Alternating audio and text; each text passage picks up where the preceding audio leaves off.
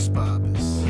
Yeah. When you all tucked up in the day been long, and the news online going on and on, what's right and wrong, and it's something up. Now here comes a great kid you know you can trust. From the true who's who, to the news and cameras, to the fake politics and the propaganda. Get this kid screwed in, got a lot to say. Oh shit, it's about to be a long day. It's a long day, it's a long day coming. What's up, everybody? Welcome to another episode of Long Days with me and a guest. We're doing a little long day chat today with my good friend, your good friend.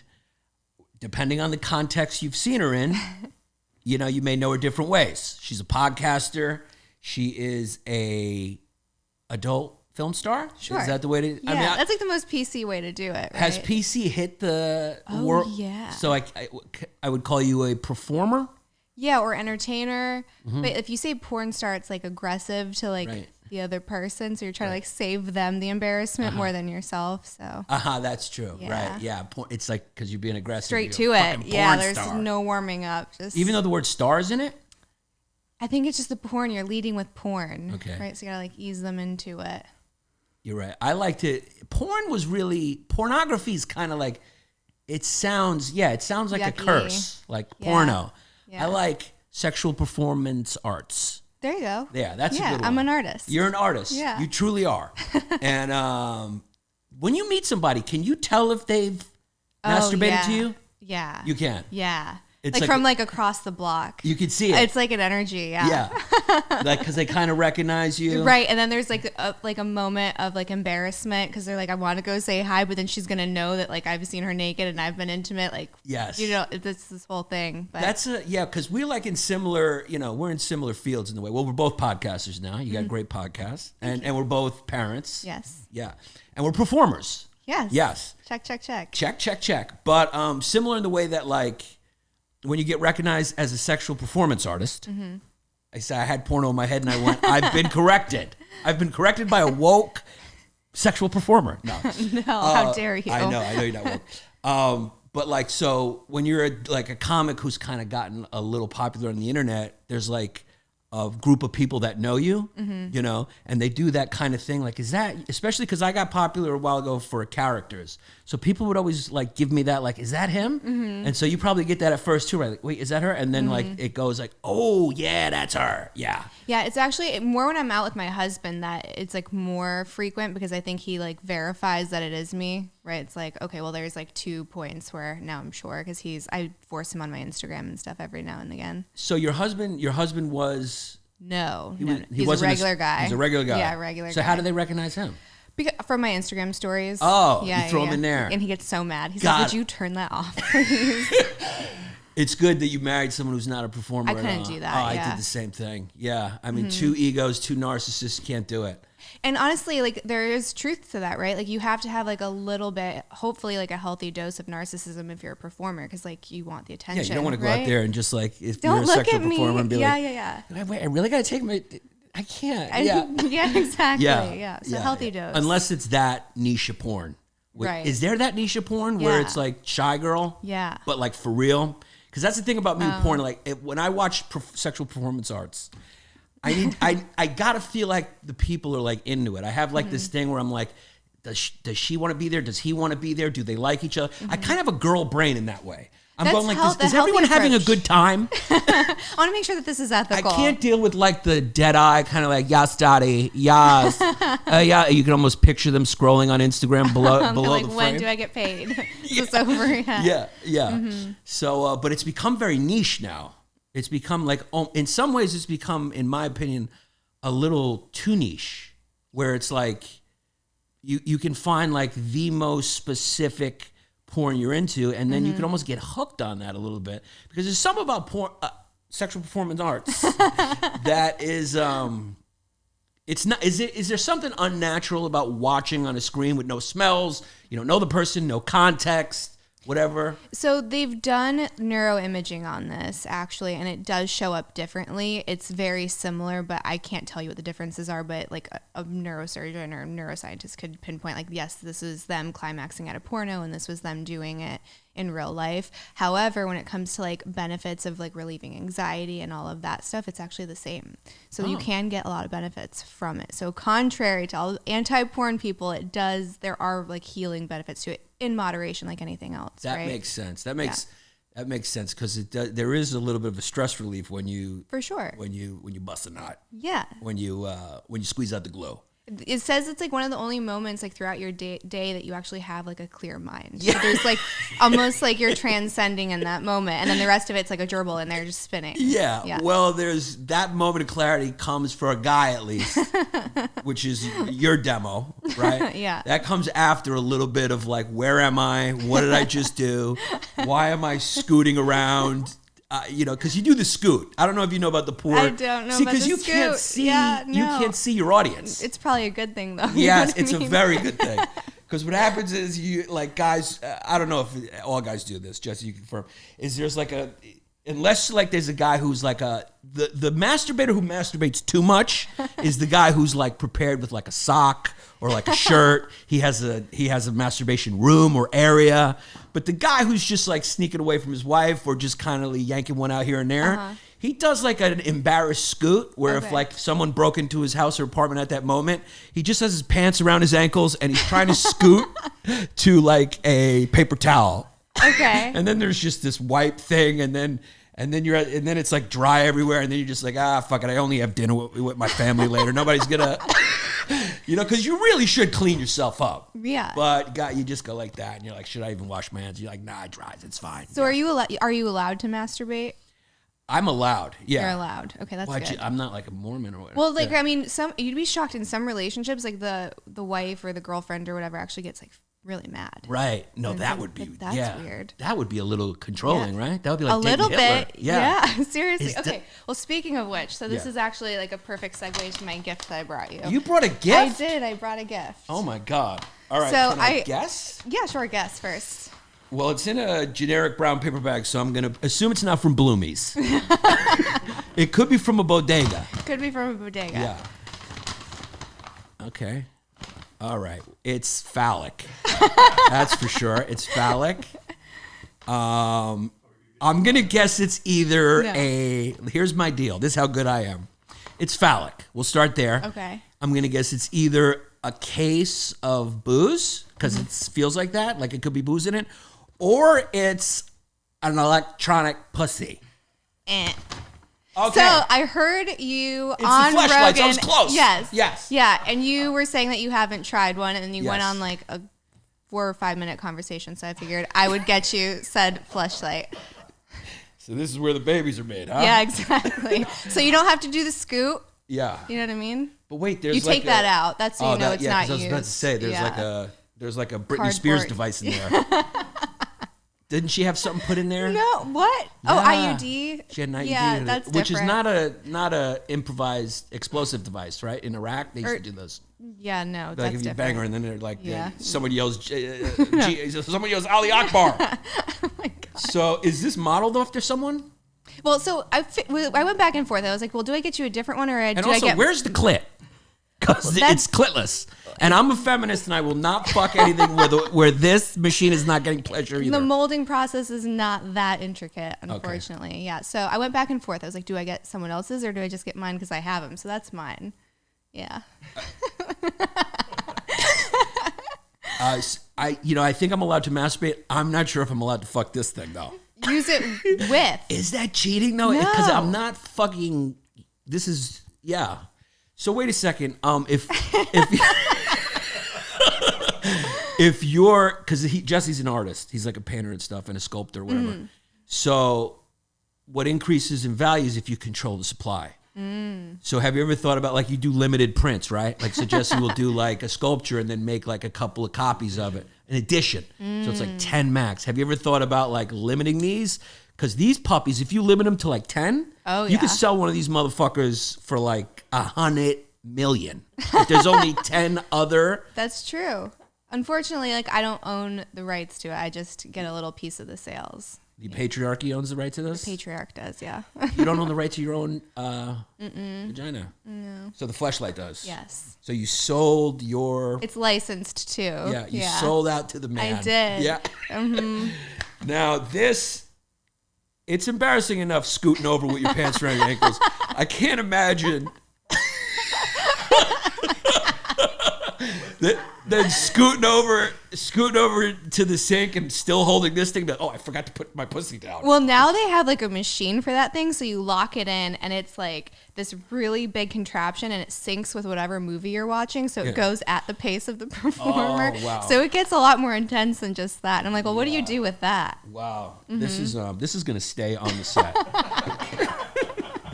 And it will stay unshackled on the set. That's wild to think about when porn gets to that point where it's like completely virtual reality and you can't tell the difference. Like you have things like you're hooked up to a full machine. Yeah, like the full AR experience. Yeah. Have like companies approached you, or do you think about like that era coming and being involved in it? So I've done some of the VR stuff and I hated it. Like, so I was like, I'm not filming this again. It was like really, really uncomfortable for me. And I was like, I don't really know what's happening. What did they do? Did they like... So they had like 3 different GoPros angled, and I guess that was important. And then like the positioning for like the sexual positions was just like, it didn't make sense. Like there was nothing happening for me. It's like, the way to get everything on camera, you're basically almost faking it. And then it's just like killer on your legs and everything. It's a very long day. And then, I don't know, it's just, that was... I like how you're an expert in that field and you called them out on their fake science for fucking. That would be like if a physicist walked in and goes, there's something wrong with this equation. You're like, this is not a natural fucking position. No, it just wasn't my jam. So what did you do? Did you be like, did you do it? Or I did it. I mean, I liked the person that I was working with and the company was fine, but I was like, this is just not worth my time. It was like a 12-hour shoot day. Right. That's crazy.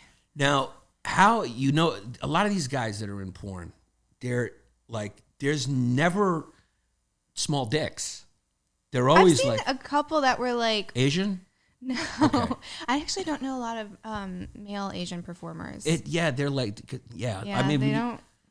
They have like their own. But there's some average. There's some like average dudes. Yeah, there's some average dudes. So there are a few average dudes. When I grew up, when we were growing up, our era, right? I'm in my 40s. Randy West was. Do you know Randy West? That's a shame you don't even know the history of your own. I'm sorry. That'd be like if I didn't know fucking Richard Pryor. Randy West was hilarious because he had like pretty much a less than average peen. Okay. Like his glue gun was like, I would say probably a 5er, which is pretty average, right? Yeah. But for a porn star, it's like it's like the porn stars are like the basketball athletes. It's like you go down to play pickup ball, you're gonna have average sized guys. You go in the pros, those are big guys. Same thing in the bedroom. Average guys, then you go on porn, you're like, these guys are tall. Their dicks are tall. Their dicks can dunk. And so he had an average sized thing, but he was so funny. He would like say funny stuff while he was banging and stuff like that. He had a gut. And that was back when there was more of like a I think they kind of still do the storylines a little bit. Oh, yeah. Like I did a little research on yours for the podcast and there was some storylines and stuff, but they used to do like full movies. I used to do the movies. You used to do the movies? Yeah. Yeah. Yeah, we did like Kill Bill. We did Anchorman. What else do we do? John Wick. And what was the name of it? How did you, because there's always a funny. Sometimes. I don't know if we didn't really get like clever at the titles. It was like Kill Bill, XXX. Right. And allegedly Tarantino watched it, which is really weird. Yeah, like, that is weird. Yeah, like, well, our acting fucking sucks. But hopefully the sex scenes are hot. I don't know what to tell you. But we actually had the stuntmen for the Power Rangers on set. And like we had like the full, I don't know what you call them. When you have like the cranes and like the wires and you're like leaping through the air. Like we actually did that. Do you know what those are called? What are those called? Stunt stuff. The stunt stuff, yeah. You were looking at, you started doing a little research of your own. Everybody be zoned off, and it was like, oh yeah, sorry. Kill Bill. Oh yeah, it's can I suggest a name? Sure. If you ever, are you in production for yourself? You have your own thing now, right? I do. Are you doing movies? No. No. I don't have the time for that. Right, but are you directing or are you going to direct and produce them? Yeah. I mean, like I do all of the jam. I did in the beginning. I was spending like pretty significant money to do proper films, and then I quickly realized no one buys those more than if I do it off of my iPhone. Right. So then that just was being time and cost effective. It's like stand-up. Like we used to be these elaborate productions. Now you can just throw a clip of your iPhone. You can take this name. Okay. I don't think it's been used. Okay. Harry Pooter and the Sorcerer's Bone. Oh my God. Is that a good one? See if that one's been used. That's a good one. Now you're very interesting because you're very smart. You studied psychology. You graduated, and now you got a podcast where you have like real thinkers on, not like idiots like me. I can't go on your podcast. I'm not an expert in anything. So, what's that like? What's that like being known from one thing and then like becoming known for something else, and they're so different, you know? It was terrifying. I mean, I didn't like take that leap for a long time because I just knew people were going to be like, you're like, who are you to have an opinion on anything, right? It's almost like you discredit yourself as soon as you do porn. And you're not allowed to come out of that box. Like that's where you will live and die, and you can no longer like evolve, grow, or change. So I just started seeing like a lot of people having crazy conversations. And I'm like, well, if they can do it, I can do it. And if I feel like I'm adding value to the conversation or like a different perspective, then I'll just do that. And it's like a way of almost like giving back to my platform, because I feel like when you have so many people that follow you, if you're constantly like just peddling stuff to make money off of them, like that's kind of not ethical, right? Like I want to like give something back. So the podcast is giving something back. Nice. Yeah. That is nice. You can, you're giving back in a lot of ways. Right? I guess because the way you described it, you've given a lot of stress relief to people for one moment, for a couple moments. Mm-hmm. Now, how into psychology were you when you studied, or was it one of those like majors where like for me, I studied history. I love history, but I studied history and English because I was just like, it was liberal arts, or were you like into psychology? I was into it, but I feel like I'm more into it now than when I was like forced to read specific textbooks or like jam for a test or something like that. But now it's like something I'm trying to keep up with as much as I can. And what is your insight into like men? Oh God. Like cause someone who has the background you have and what you do, it's like you must have like a particular insight into, are men really that simple where we're just like these visual idiots who want to see like a leg or an ankle and are we easily manipulable? Do we just want sex? No, I don't think so. I think it depends on what you say simple is, right? Like I do think that when it comes to like our internal dialogue, what's going on in my head and yours is probably vastly different, right? And the way that we interpret things is vastly different. Pretty sure I'm looking at something that's a lot more attractive than what you're looking at. Yeah, so what's in your mind is going to be, we could do this. He could do a little plastic surgery, pull the eyes apart. There's a lot he can do. My gosh. Yeah. No, but I think it's just, we're different. And I think that instead of trying to like make each other, I don't know, like think the same way or act the same way or be turned on by the same things, I think that's like a recipe for disaster. You're never going to succeed at that.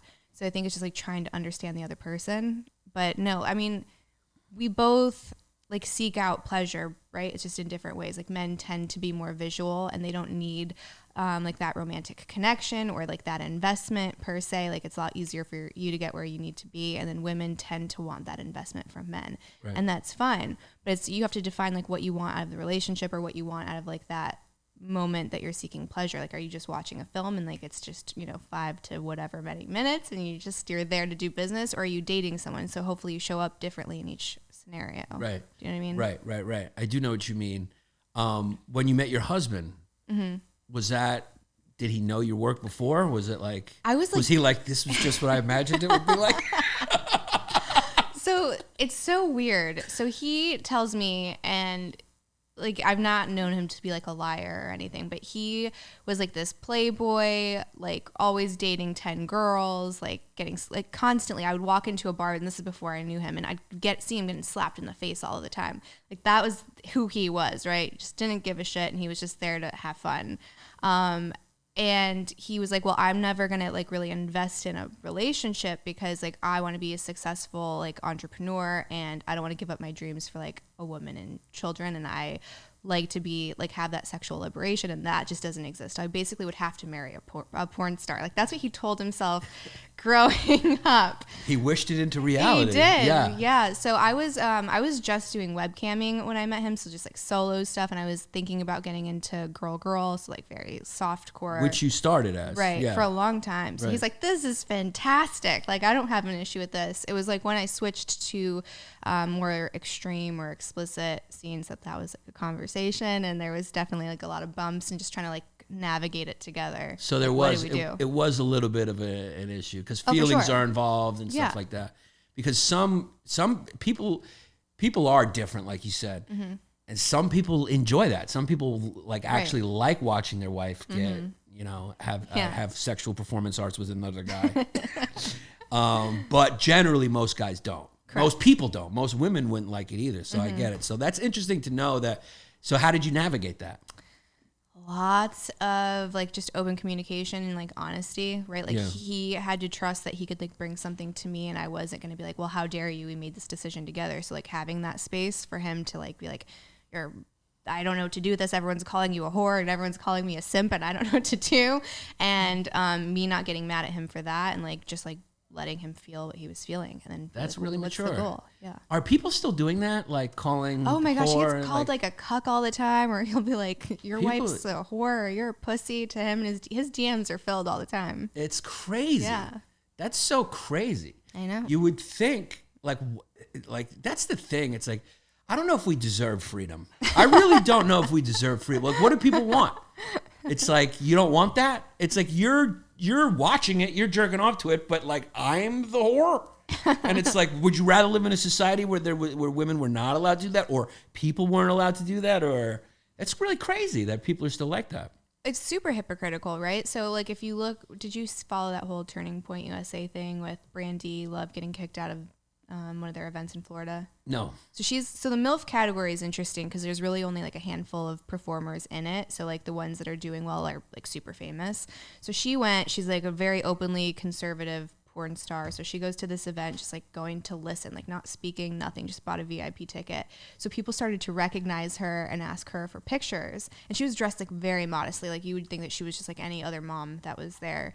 And word got around, like, do you know who that is? That's a porn star, blah, blah, blah. And they kicked her out and told her she's not allowed to attend the rest of the event and that they were going to refund her money. But I was like, well, did you kick out everyone that recognized her and asked her for a picture? Yeah, Because, isn't that strange? right. If we're just going off of morality. Yeah, that's probably why they kicked her out. They're like, too many people here recognize that our cover's going to be blown up as absolute fucking hypocrites. Yep. It's so like the gig should be up with that. It's like, it's so obvious. The more someone represses something, or the more someone it's thou doth protest too much. It's like, you're kicking her out, that means all the guys in here know who she is, and it's not because they recognize her from the supermarket. No. It's they're jerking off to her, and that's what it is. It's really hypocritical. It's really crazy that that's not the first thing people like say or think of when like, hey man, like, you're being a hypocrite, you know. It like, we haven't evolved past that as humans to like, instead of oppressing someone else, realize that it's because we have an insecurity that we're trying to hide. 100%. The argument is like, well, I could never do it, or I would feel like shit if I did this, or I would feel horrible if my husband was doing that. And that's fine. But like, just because you feel away doesn't mean that that's the same situation for me, right? Just because you're ashamed or insecure or like overprotective, jealous, whatever that is, like, I don't have to own that. That's not my stuff. That's the perfect point. That's why we don't deserve freedom. That point.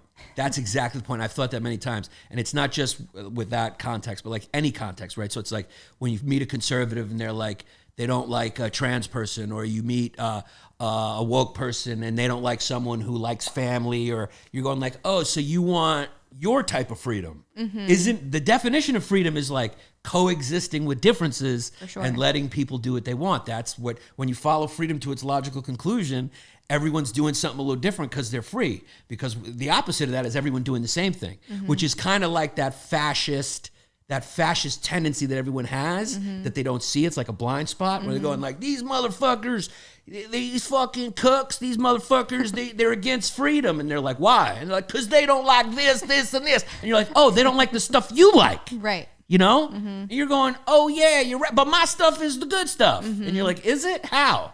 Because I'm free. And it's like, well, you sound like you fucking want them to not be free because they're free. And this is what they choose to do. It's like that kind of, it's like that blind spot in freedom. It's like that kind of, that oxymoron that we can't get past and can't see. Like, if someone wants to rub shit on their chest, and you know, some people get off with that. Like, you know, you're gonna kick him out of a fucking meeting because the guy likes to. He's not murdering kids, you know. So it is crazy. It is crazy that people do. People are so different that the niches I think are showing that off now. Like how fragmented porn has gotten. It's gotten so fragmented. Where you can find it. Like you could. I've seen like. Unfortunately, on the, you know, when you're younger, like I think they police it better now. But I saw like guys, like women stomping on shit puppies, and like somebody gets off on that. Oh my god. Yeah. Wow. I seen like on some of those old darker sites. Okay. I remember like Jason Rouse, my old friend, used to. I don't know how he finds those things, but he would send them and trick you. He'd be like, oh, and then you'd open it, and you'd be like.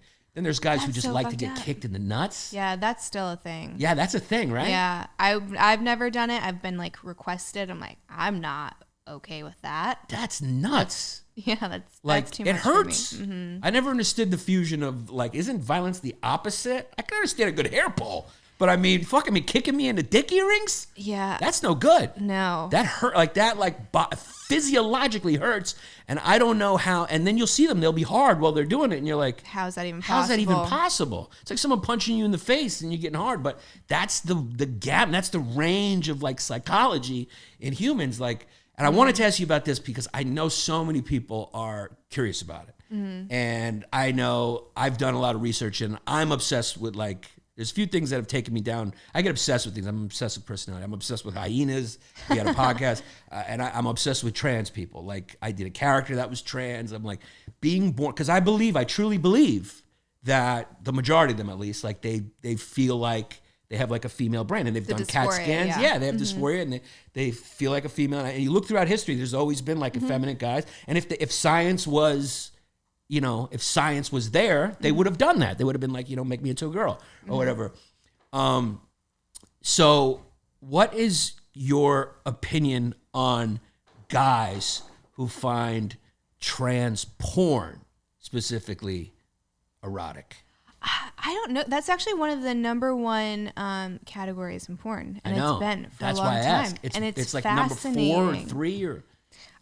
I think it's like so unusual, right? Like maybe they don't have the opportunity to like exchange with that in real life, and it's like the only place that they get to see that.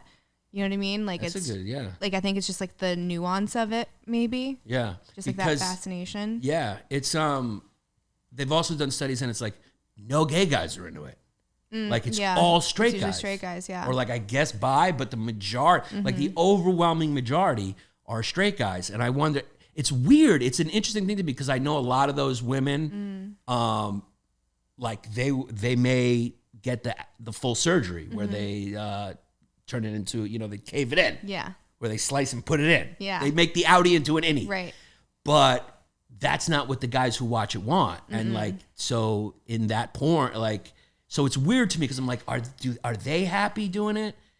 Like, I'm curious. Because I'm an empath. I need to know what you're feeling. Right, do you you need to enjoy it when connect. it's happening? Trans porn? No. First of all, yeah. Do you like trans porn? It's not my jam. Not your jam. Not my jam. Okay, but do you when you were like doing scenes, are you having a good time? It depends. Right. It's like any day at work, Right. really. Right. Are you having a good time right now? Yeah, I'm having Okay, a great good. time. Okay. But sometimes like you have a great day and the chemistry's there and like the set and like the crew and everything is amazing. And then sometimes you're like, when do I get to leave? This is horrible. Right. And I've like walked off of sets before. So I had like the biggest reputation of being a diva. But I think as a woman in that industry, saying Were you no just is like, I put it in my rider. I need to have cold cuts on ice. No. A bottle of champagne. oh, I wish those demands were Yeah. even possible in Right. that industry. It's like saying who you're going to work with, right? Like I had a yes list. So like that's like unheard of. You usually have a no list and you'll work with anyone else. Like I had a yes list. It was the short list of men that I would work with, and that was it. Like, if you like this cast, you're definitely going to like the app GroundNews. It's where I get my news. It really is the only app or site or anything really on the internet that tries to cut through the bias in news by rating everything based on its bias. It's amazing. So you can see both sides and see what both sides are reporting. The outlets that lean left, the outlets that lean right, and you can sort of make your own decisions about a story by comparing news. It's absolutely incredible. You know the media landscape is broken. The media did not adapt to the digital age, and their headlines are clickbait to get you to click. You always read the headline, then you read the article, you're like, oh, that's not what this article's about at all. That's happened to me a few times where I read the article and I'm like, and then I read the article, I'm like, I wouldn't even say that was true, the headline. It's actually pretty amazing. So this is what you do. You go to GroundNews, you go to ground.news/fumes, or you can just click on the link in the description to download the GroundNews app. That's the easiest way. Just download the app. Obviously, that's the easiest way. That's what I did. That's what everyone does. But here's the do. If you go to ground.news/fumes, ground.news/fumes, okay? The first 50 people to enter the referral code FUMES will get a free month of premium access. So ground.news/fumes, promo code FUMES. You will get the first 50 people to do it, so hurry up and do it.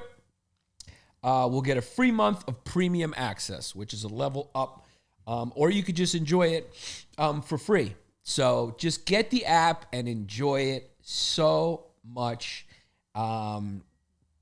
If you're not afraid to have your opinions challenged, and if you actually are interested in getting the full story, if you're a fan of this podcast, because you wouldn't be here if you weren't that type, get yourself the GroundNews app. My peoples, do you have a fucked up smile? Let's just get right to it. Are your teeth crooked? You know, you want to get whiter teeth, your teeth more aligned, but you don't want to go through braces because they're so expensive, blah, blah, blah. Here is an opportunity, again, brought to you by LongDays. I'm giving you all the good companies. Shout out Alex Aldia, crushing it with these companies. CandidCO.com. Let's talk about Candid a little bit, guys. So, with Candid, you will get invisible, comfortable, and removable aligners for your teeth to give yourself that long day smile. Look at me. I never needed braces or aligners because I was just born genetically gifted. But you may not be, and your teeth may be fucking jacked up like a British kid, and you want to get them lined up, and you don't want to deal with braces. So, unlike the poorly reviewed or insanely priced clear aligner companies that use quote-unquote general dentists, Candid only works with orthodontists. They really are great. They work with the same orthodontist who creates your plan. And this could be done at one of the Candid studios near you, or you can do everything from the comfort and convenience of your own home. It's very, very cool. The average treatment for these aligners is just about 6 months, and you'll start seeing results way before then. And here's the best part. It costs a lot less than traditional braces. We're talking thousands less. And you don't got to wear the freaking braces because these are invisible, comfortable, and removable. So if you want to straighten your teeth, this is what you got to do. Right now, you can get started from home for just $20 with a Candid starter kit. Or you can book an appointment at a Candid studio near you today. Go to candidco.com/fumes and use the promo code FUMES. You know the deal. That's candidco.com/fumes, code FUMES.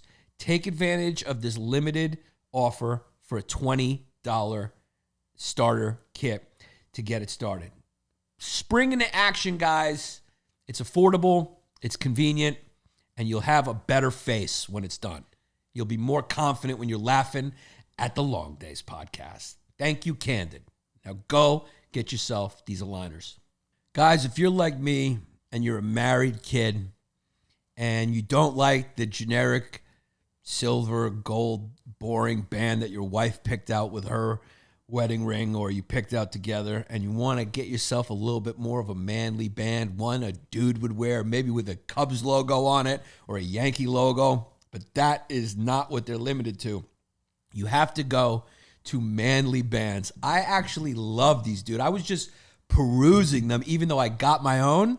I was perusing them, looking at other ones. The problem is I want too many of them.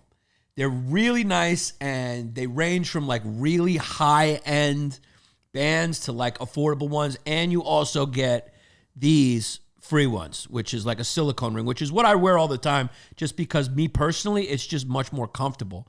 I don't know how people wear like metal. I'll put the manly band on, like the nice one that I got, if I'm like going out to dinner or something like that. But if I'm just knocking around, I wear the silicone ones because they're just fucking comfortable.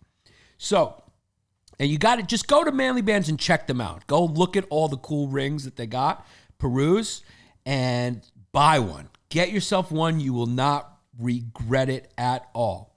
So this is what you do to get started. Order your manly ring, manly band.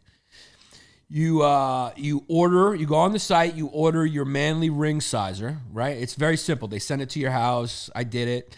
And this will ensure that your ring will fit perfectly during, working out, play, whatever. So you actually use the ring sizer to see what fits the best.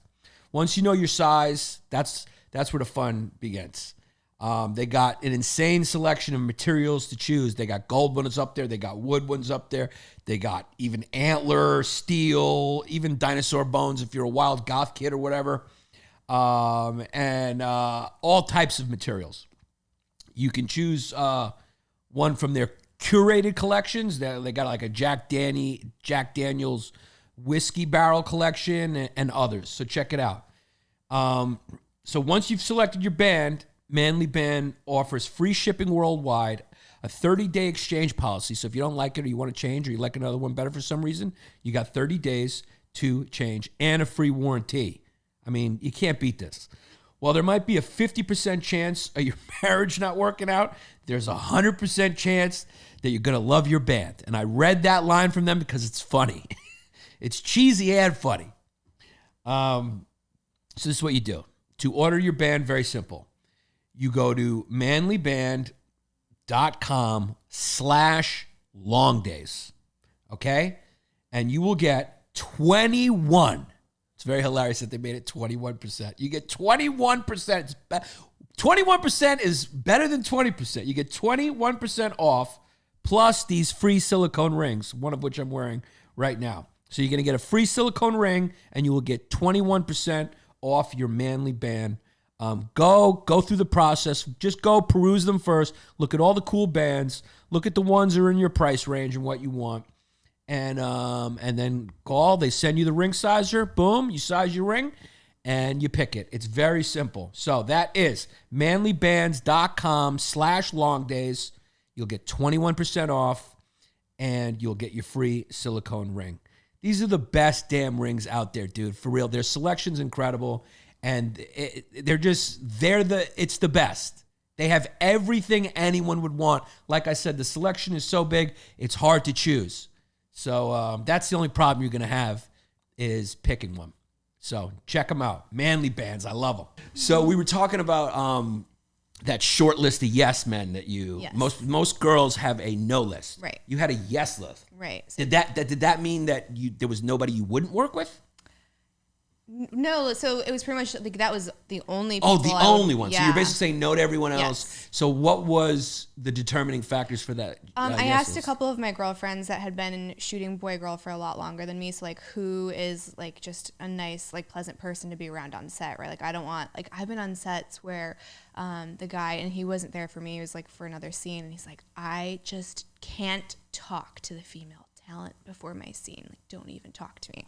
I was like, whoa, what is that about? Like, you're about to go have sex. Like, maybe make her feel comfortable. If she needs to talk to her, right? That's a dick move. Total dick move. So just like asking like who they've enjoyed working with, who's professional, who's been in for a long time, who's being safe outside of work. Like that was like a really important factor for me, especially like towards the end of my mainstream career. So just like a lot of things. Yeah, because I've read that you had some critiques. Oh yeah. On the culture and practices, more so than culture. And that was one of the concerns you had. One of the critiques you had was about the safety of what those people were doing outside and condoms and not condoms. Right. And that they would lose, they always said, we'd lose money, which is true. I got to say, as a part-time consumer, the condom does, because it's fantasy, you're like, if I met someone, I'd have to wear a condom. But like if you watch it, you don't want to see the condom. But then again, when there was that little period where they did condoms all the time, you kind of adapted to it. You got used to it. Got to kind of like ads in YouTube videos. At first, they really annoyed me. I remember when they first switched to that. I was like, this sucks. I hate it. It's gonna ruin it. And then now you're just kind of used to it. Yeah, you take your opportunity. Like that's when you like go to use the bathroom or grab a snack and then come back to the video. Yeah. You just kind of get used to it. So tell me about that. Like, was that a conflict for you, or did you make the guys go through extra measures? So when I was shooting in the UK, I was like a lot more stringent. Like I made the test be within 7 days because like testing there is really sketchy. Like they're just known for fudging tests so that you can work, and it's just not like the safest environment. And that's all word of mouth stuff, or is there like yeah. But it's like from reliable sources, like other girls that are like big UK performers or European performers. Right. And I'm pretty sure like when it comes to testing positive for certain things, I feel like their rate is higher, but I can't like validate that. I mean, it used to be like these companies would be like, well, she can use a condom if she wants to. Like, that's not true. Like, performers don't have a say over that. You have a 14-day window. So again, it's just like being very careful who you're working with, because you'll hear through the grapevine, like certain people are being unsafe outside of the work environment. And it's like, well, there's a big, like uncertain area within 14 days, right? Like there's an incubation period for a lot of things. And just because you showed negative doesn't mean that it's accurate. Then a lot of people are continuously dosing throughout, right? So they're constantly on like a Z-Pack, so that they might have like chlamydia or gonorrhea, but it's not going to show up because they're just constantly on medication for it. Wow. It got really, really, really sketchy towards the end. And finally I was like, this risk is too high for me, so I'm out.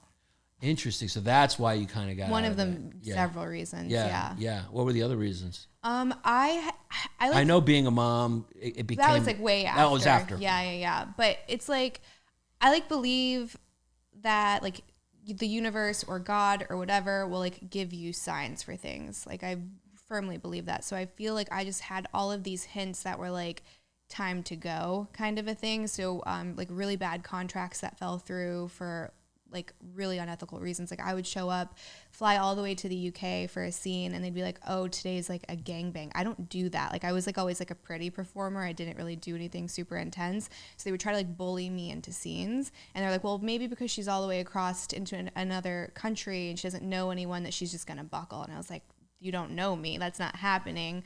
So that just like started happening more and more. So finally I went to Twitter about it, because I was like, well, if they're doing this to me and I have like hundreds of thousands of followers, like I'm one of the top performers in the entire industry. At one point, like on search engines, I was beating Obama because we did like this campaign, right? Imagine what they're doing to some like 19-year-old. What campaign was it? It was the Pornhub Sex in Space thing. Like if we got to like $1 million, we were gonna have sex in zero gravity in space. Did it happen? No, but that would have been really cool. Yeah, that would have been really cool. Mm-hmm. Jeff Bezos would have been like, beat them all there. I'm here first, but we can combine missions. Right, exactly. He's single now, Yeah, I'm still looking for and funding. so is I. Yeah. Kid's got a disobedient eye. He's always had one eye on space. So that they tried to bamboozle you. They tried to lots. And like once you're there, they're like, she's just gonna do it because she wants to get paid. And you were like, not happening. So did you just fly out of there and go back? No, so I ended up like picking one of the performers that was on my guest list, and I was like, he's the only one I work with. And then everyone else on scene was like, why is she not working with anyone else? Like, she thinks she's too good for it. And I was like, this just wasn't discussed, and it's not something I want to do. It's not. Do sexual performance artists have managers or representation or anyone? Agents, but they're like the worst. They like they ride the fence. So it's like they want to keep the companies happy so that they get booked because they get a booking fee. But then they also want to keep the girls happy so the girls stay with them, and then they get like a 25% of them. So like you're technically not supposed to double dip, is what I heard. But they're certainly doing it. So like they straddle the fence. Like, oh my gosh, I'm so sorry you had a terrible day on set. Like I will talk to them, and like nothing happens. They know because they're getting money both ways. Yeah. How has the internet and like independent performing changed that? Has that liberated sexual performers? Do you mind if I throw a snooze in? No, go for it. You want one? No, thanks. It's all you. Yeah, I'm addicted. It was honestly like the best thing for performers was like these other like third-party platforms like Onlyfans, or when you were allowed to send nudes on Snapchat, that kind of a thing, because you no longer were beholden to these mega companies or like this big monopoly. It was like I get to decide who I'm with, even if it's just a solo, right? Like I can now do less extreme acts. It usually takes like 10 minutes out of my day to post a piece of content versus being on set. My longest day was like 18 hours. Wow. Right. So like when you're comparing those things, it's like a no-brainer. So you have like full autonomy over like your brand and what you're going to be producing. Right. And then now we're like, well, oh shit, where's the next platform? Because no space is safe. Well, that just happened. Yeah. I don't know when you're watching this, but it will be recent news no matter what. But that's big. I mean, that's really hurts a lot of people. Oh, for sure. Because that became a very lucrative, especially during the pandemic, when sexual performers could not make money. I mean, like me and you, another thing in common is like we have to be with people. And so, podcasts were good for us comedians, and Fans Only for sexual performers was like the Patreon for sexual performers. And people started making a lot of money. And you have a page, and it's obviously a lucrative page. So what is the deal with that right now? Like, I know you're wondering you said everyone's wondering what the next platform is, but is there one? What are your thoughts on it shutting down? Oh man. So I understand, like, if you have this brand and you want to pivot it and you're like the founder or the CEO, like that's obviously within your right. And like no one usually knows like what your vision is besides you.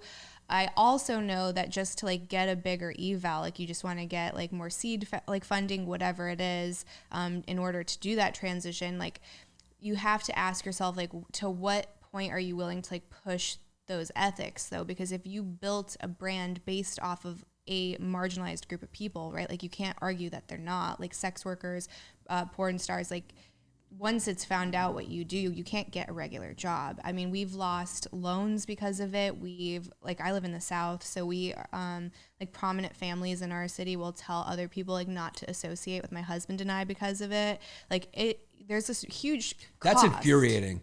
That's really infuriating. It's like, you never turn on the news and hear about like a bunch of porn stars holding up a bank or robbing a store or secretly fucking children.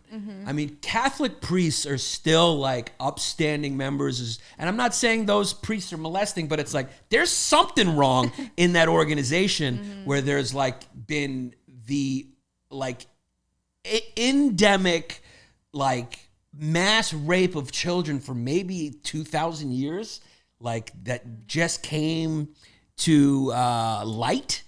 And still, it's like father, you're called father and treated with reverence and all that shit. Yeah. And if you're a porn star doing something that is hurting nobody, giving people pleasure, giving people fantasies, pleasure, adults, like, it's crazy. It's like porn stars, I'm sorry. You're fine. Sexual performers. Sexual performing stars. It's actually, you can argue for the morality of it. You can argue that it gives people, humans, we're anatomically anchored to our needs. Men want to fuck other stuff. Shit, not other stuff. I meant pussy stuff. Women, other women, or trans, or guys, Things, whatever yeah, is yeah. consenting adults. Things. If you're Taliban, goats, whatever you're, when Taliban, you know when the Taliban are fucking hopped up on poppy seed fucking heroin, you know that they fuck a few goats. Ugh. Yeah, anyway, I'm getting sidetracked. But you can argue for the morality of it, just like you can argue for the morality of prostitution. I know this sounds crazy. It's your body. You do what you want. Like, you look at the countries that have made it safe and regulated it and whatever, and there's tax dollars there. It's good for society. It's safe for the women. Yep. It's the oldest profession. Like, if there's a war or a famine, it's good to be able to sell your pussy. Can't sell dick. Well, I guess you can. You kind of can. You got to have a good one. I can't sell dick. You got to have a good one. But it also, this is going to sound crazy, but I'm just saying, if prostitution was legal, and some of those guys who end up like shooting up schools and shit like that because they can't get any women and they're too shy or whatever, maybe they could pay for it and have the experience of being with a beautiful woman. That, maybe that's crazy logic. I don't know. I'm not going to say because they can't fuck a beautiful woman they shot up a school, but you can make arguments that certain people they would have an outlet. I mean, we're so tied to our sexual needs and stuff like that, and some guys just don't have game. I've heard Peterson actually make a similar argument, which was the reason that certain cultures... Adrian Peterson or Jordan Peterson? Jordan Peterson. Okay, because Adrian Peterson is not would not be good. No, Jordan Peterson, and he was like linking like sexual repression to violence, right? And saying in a lot of the societies where like sex is really like censored and where the women are kind of, blanketed, all of these things, like you tend to see a lot more violence. I mean, that is like, I don't even think you need a degree to understand how obvious that is. Hell yeah. Yeah. Yeah. I mean, because the women don't have rights. They're subjugated, and they don't have a voice. They don't have representation anywhere. Their culture doesn't value their input. They're seen as having a role. And of course, that makes sense, even though I'm sure he understands it at a more sophisticated level. Right. Yeah, I mean, and always when you come up with these rapists or killers, the violence and sex is kind of fucked up. It's like intertwined in a bad way. Right. Yeah. So the more repression, the worse. Yeah, like prohibition has never worked, right? No. Like, when has it worked? No, it doesn't work. It does not work. In fact, when we were just talking about Catholic priests, there has to be some connection with that. Yeah, sexual repression. There has to be. And violence. Yes, yeah. there has to be. There's otherwise you're going, because people are like, nobody's really figured out what it is. Yeah. But it like has to be that.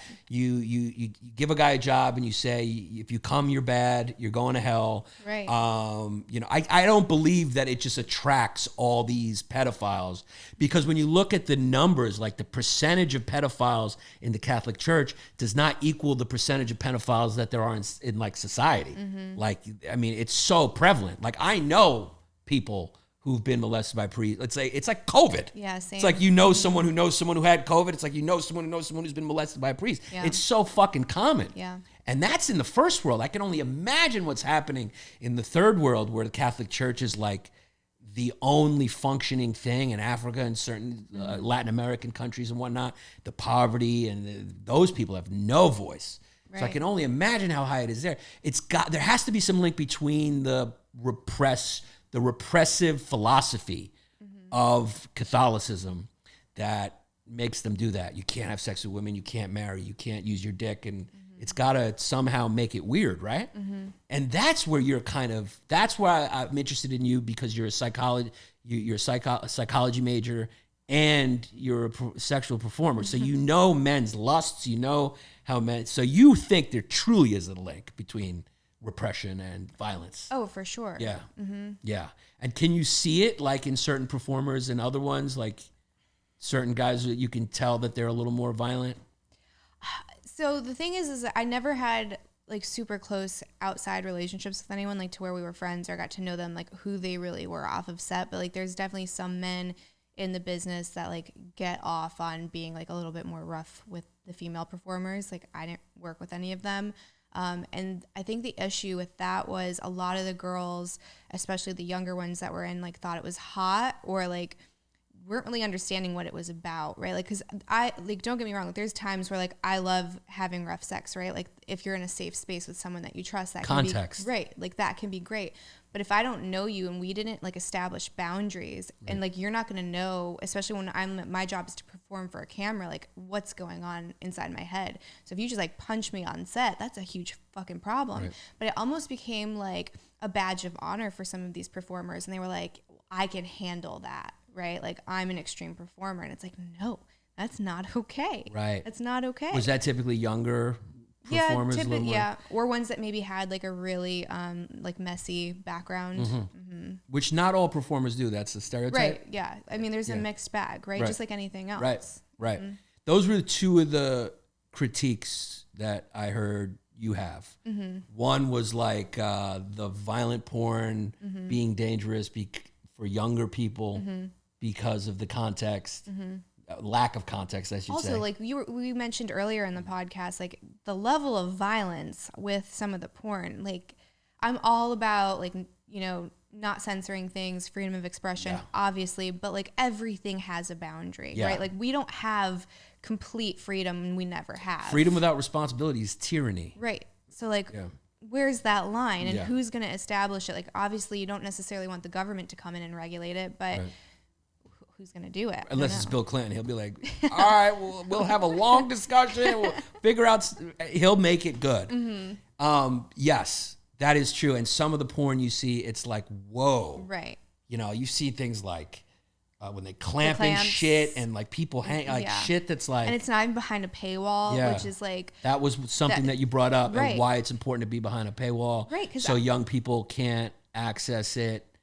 All responsible parties involved, the people making it, the people who sign up for adults because at least they can afford a credit card. Exactly, yeah. Right. Like some kind of barrier, right? Like, I have a boy, and I mean, I'm not ignorant to the fact that at some point he is going to watch porn, and I don't want the first, like, experience that he has to be, like, Googling something that is really intense and him think that's what that's supposed to look like. Right.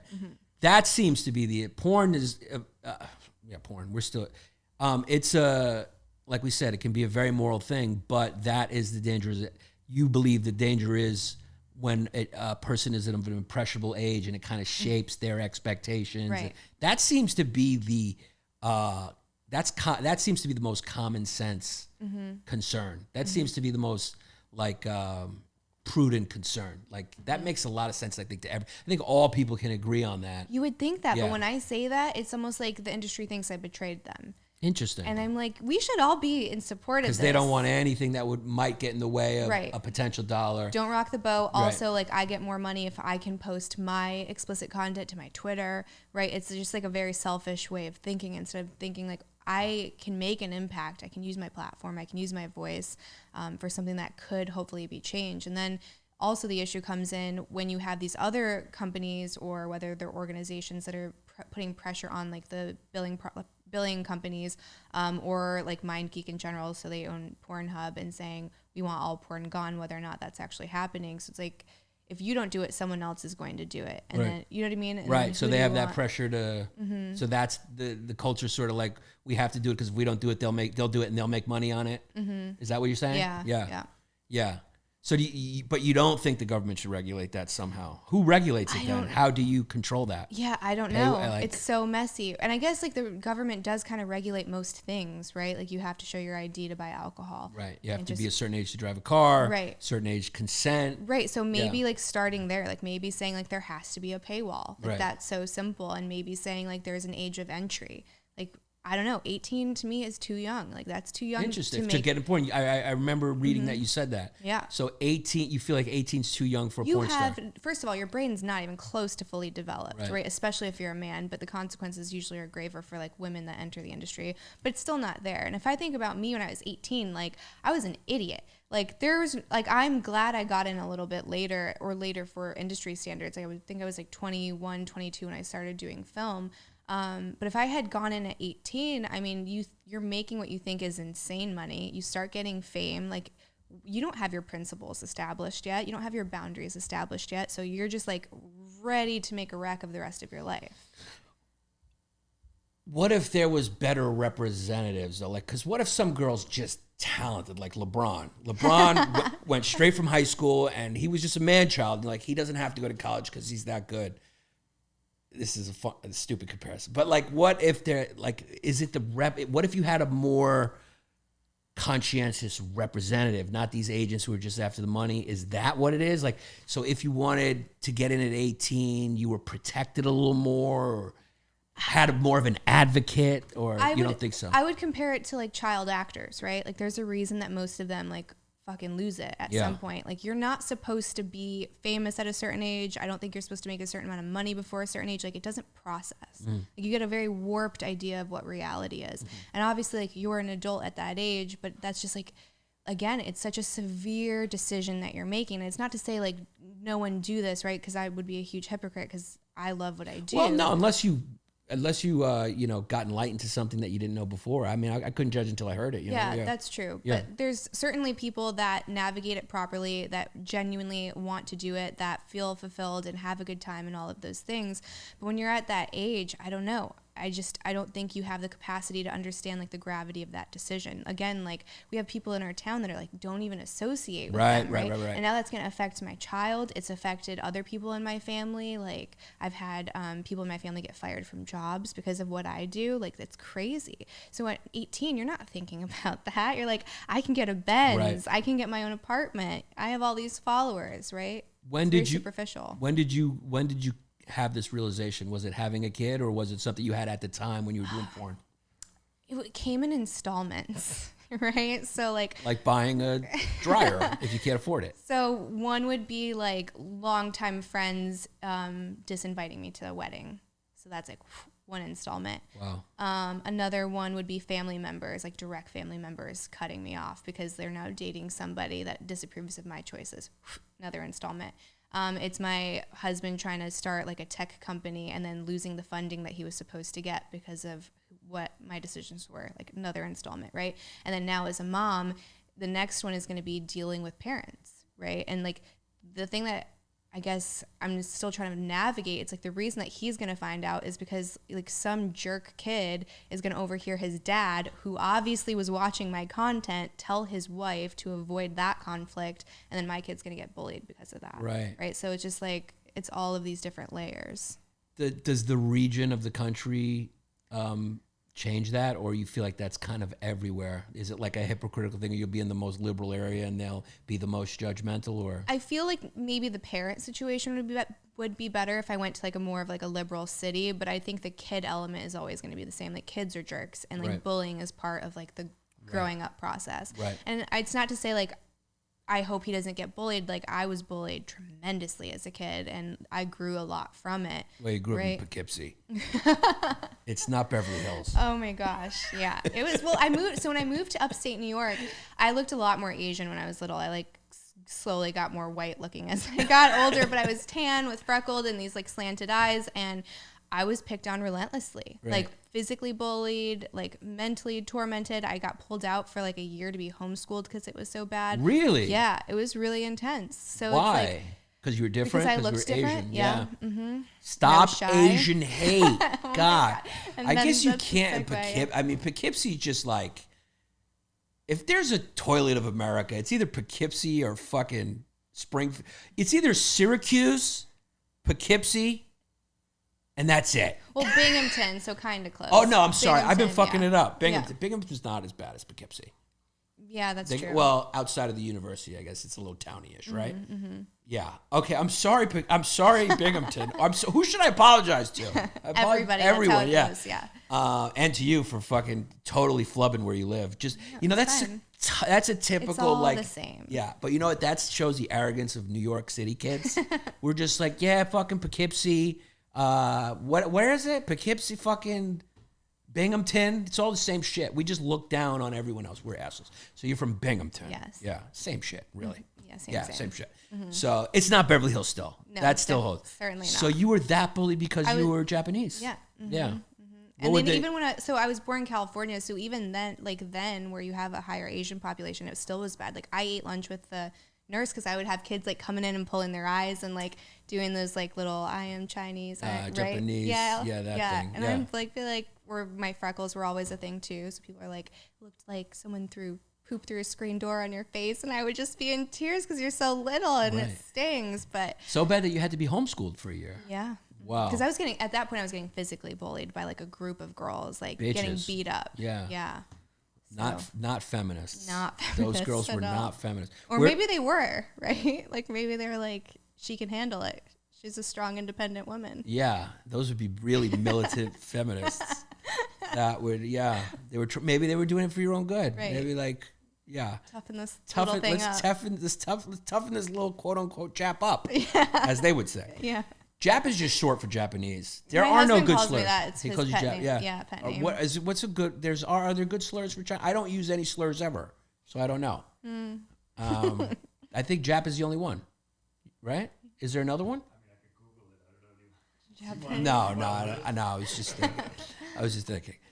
That's sad. That when you were saying that, I actually got that was like a sad moment to think about, because nobody. That's the thing that's missing now that everyone's become their avatars and everyone is everything's so fragmented and selfish because of the amenities of modernity. The expression is somewhere.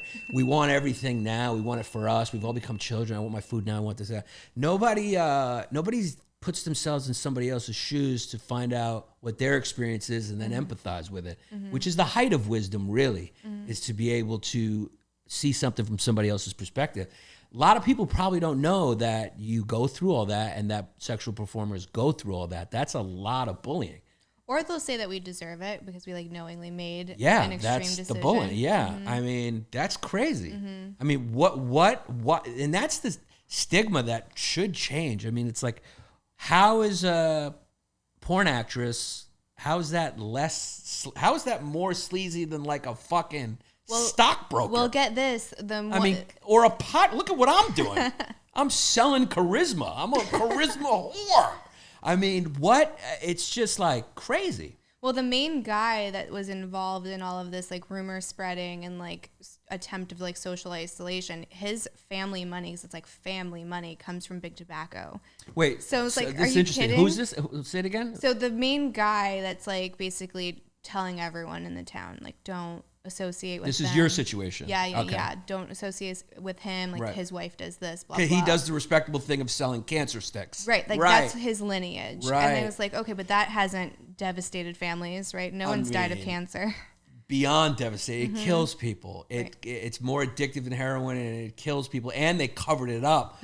But they used to have advertisements with doctors in it. I mean, it's hilarious. We used to have them. Me and Jesse used to have an apartment together. He was in advertising, and we had those old ads where they would, I never make a house call without smoking a Camel. And they knew then. Wow. They knew back then that the causal link between tobacco and cancer, smoking tobacco. And they were doing fucking ads with doctors in it. Yep. But yeah, someone who is having sex on camera is immoral. It's really, it's kind of, we don't deserve, I'm telling you, I'm going to welcome the dictator that comes. We deserve it. It's probably the only thing that can hold us together at this point, and we deserve it. It's like, that's what we deserve, is like a Gaddafi style fucking dictator to come in and start chopping people's dicks off. Because hopefully it's a trans dictator who's had enough of these fucking straights, and I will support it. That's sad. Well, I'm sorry that you go through that. If any of my fans fucking do any of that shit, you're not my fan anymore. That's horrible. To some more fun stuff, more interesting, more stuff I'm like curious about. Sexuality. Yes. It's another. This also speaks to like the hypocrisy of people, which I love, right? Because you'll find like a lot of homophobic like women, and like I'm one of those annoying people. I when I like date someone or like I meet someone, I ask them everything. I'm so curious about people. People to me are more fascinating than the universe. Like anytime people are like, wow, isn't it fascinating? I'm like, no, really, it's just a bunch of black shit and smoke. I mean, they're like, look at Mars. I'm like, that shit looks like fucking Arizona. It's boring. But people are like so fascinating and nuanced and different. And women, almost like every straight women I've met, or or I've known, masturbates to lesbian porn. So like that's a hypocritical thing, especially for the ones who are like, get these gays out of my town. It's like, you're jerking off to gay stuff. Like you're a little, you're straight. I get it because it's fantasy or whatever. But what is that? Because that's true. That's just a true thing. I would say 100% of the women I've talked to masturbate to lesbian porn. Why is that? Is it because the guys are too violent? Is it because the porn industry makes it seem not loving, or the context is missing? Or is it because women are a little more flexible with their sexuality, or both? So women definitely are more flexible with their sexuality. They've done like a whole bunch of studies on this, and they tend to be a lot more fluid when it comes to what they're attracted to. And I also think when it comes to like the lesbian porn, that's usually shot a lot more softer, and there's like a lot more time spent on like the connecting and like the foreplay and all of that. So like that tends to resonate more with women than just like going straight into it and having like this very hardcore sex scene, right? Like no girl really wants to see someone getting like their head just like jammed all over the place. That's more of a guy's. That's a guy thing, right? Yeah. That was never my thing, though. No. Am I gay? What's your thing? My thing is women. Women are gorgeous. I like women. Like I think I see things like the way nature wanted it for reproduction, but it's like too much because I'm like obsessive. I have an obsessive personality, so it's like I'm just like, wow. It's like looking. I'd rather look at a beautiful woman than like. It's like the most beautiful thing you could see. You're like, that thing is designed to be, and I mean thing, I don't mean, not object, but like, just like, it's just crazy. It's just like, I can't handle it. So it's a little more worshipy. It's a little more worshipy. Like I like to put feet in my mouth once in a while. I'll plug it in like a pacifier. Just like everything, the whole package. I don't like the porn where it's like, they spread everything wide and shit like that. I'm like, what is this, a science fucking project? Am I dissecting a frog? Like what I don't find attractive like the inside of a vagina or a specific part. Yeah, same. It's like the whole thing. I like the wider angles in porn when they go a little wider. I can see the leg. I like seeing the leg hang. I like the curves and the whole fucking thing. Yeah, and femininity is attractive to me. And so I would say I'm a little bit of a cuck. I like fucking hard once in a while, but I'm more of a soft kind of. I'm kind of a soft lover. Where I'm kind of like, I like it slow, and I got an average size piece, so maybe that has something to do with it, because like I know when I'm wailing away, it hurts me too. I'm always a little scared when my wife is riding me, because that's the only sex I've ever had in my entire life. Dave Attell has the best joke about it, where he goes, when a girl's riding you, and she comes up off your dick, which he called catching air. He said the distance between the top of your dick and where she goes is how big she wishes your dick was. I mean, it is the best joke about that, period. So yeah, I mean that's kind of how I'm into it. And I'm kind of flexible, like. With trans women, like if a trans woman is gorgeous, like looks feminine, to me, like I'm attracted to that. Like the dick doesn't throw me off. I'm not like thrown off. I mean, it's not my preference, but I'm like into the person. Okay. As opposed to the genitalia. And I think a lot of guys, like we discussed, since it's such a highly Googled thing for whatever, because it's different, or like you said, it's so hard to find, whatever it is. Yeah. I think a lot of guys... and it's straight guys who are watching it, so I feel like it's pretty, like if a woman looks like a woman. I mean, when you meet a woman at a bar, you don't go, hey, wait, before we talk, can I check and see what's in your panties? It's like you're attracted to what you see. Right. So it's like, I'm just kind of like, if I've never hooked up with a trans woman, but if I did, and then she pulled out and she had an antenna, I'm just going, okay, I guess we're trying something different tonight. Like I'm not, it's not like, I'm not phobic like that. And I do think that's a little...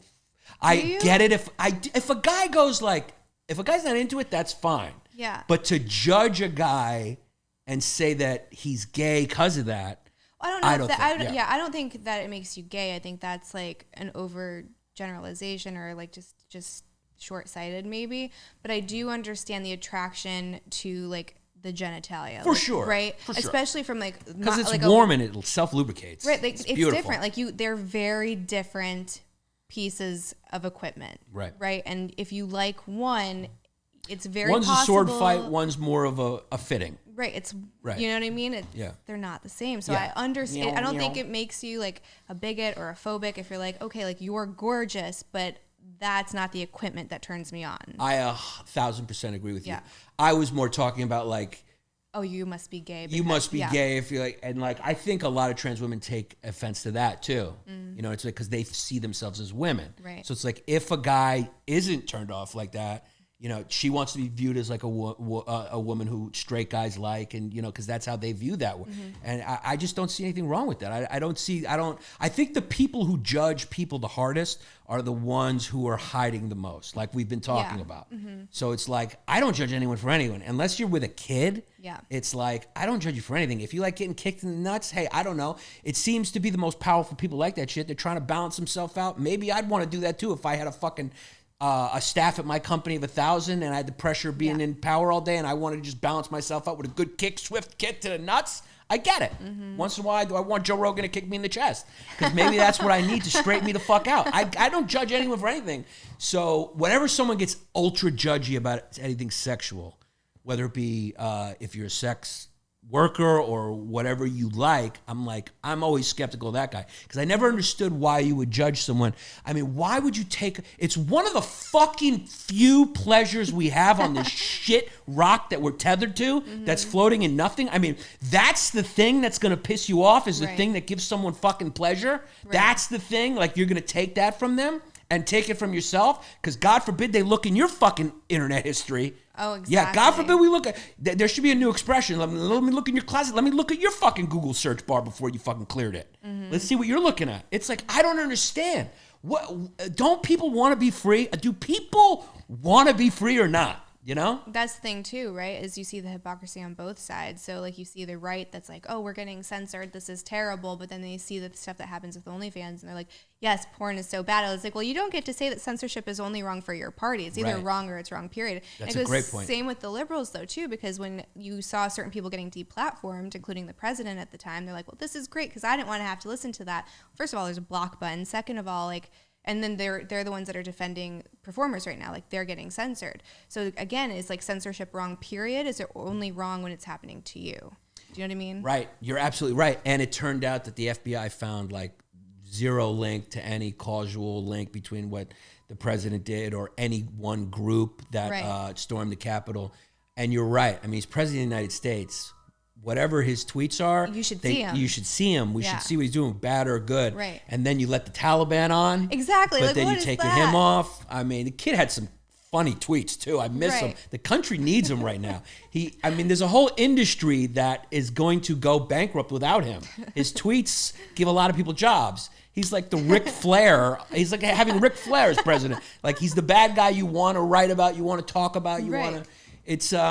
It's crazy to me, and it's just like it is really crazy to me. That point I just made is still sticking in my mind. It's like we have such little consequence-free pleasure stuff on this planet. Like there's a few consequences. You could get a disease, or you know, you get a baby, or and emotions get involved. But it's like coming. If more people were coming. People would be less angry, especially with all this research between violence and sexual repression. More people were more open and just less judgy and just let people fuck who they want to fuck. You know, the world would be a better place. So it's interesting. One of the researchers that was working with MAPS up in Canada, she had to move her facility to Canada because the U.S. isn't very sex research friendly. Like it's just very hard to get funding. And what she's finding in her work, I can't remember her name, is in those moments of like orgasm and like stress relief, especially with porn, it's like mimicking those like transcendental healing moments that you get with entheogenic plants, so like MDMA and mushrooms and all of that stuff. So they're like very comparative. So maybe someone who has like an addiction problem who can't use a plant medicine should just jerk off a bunch. Should just maybe use porn, right?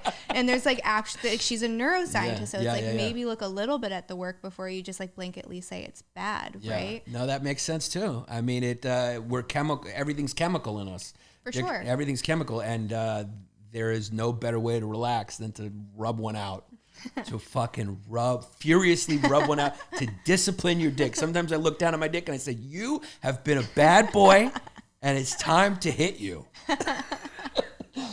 So, yeah, it's definitely something that I was not aware. Talking to you kind of enlightened me on how much discrimination you guys face because of what you do. Yeah. You never think about it because we consume porn for our own, like, you know, needs, and you just go, like, you don't think about the people and stuff like that. So it should be a healthy environment, a healthy culture, and a healthy business.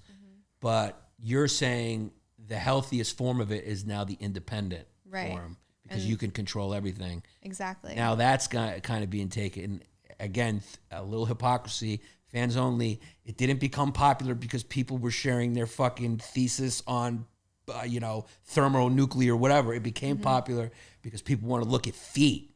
Right. And now they're changing that to get their to turn it into some company that's going to fail. They were like, we're going to get a lot of Pilates instructors and chefs. Sure. I was like, give me a break. Yeah, good luck with that. No way. Good luck with that. You know what the two biggest things on the internet are porn and comedy. Those are like the two biggest forms of entertainment.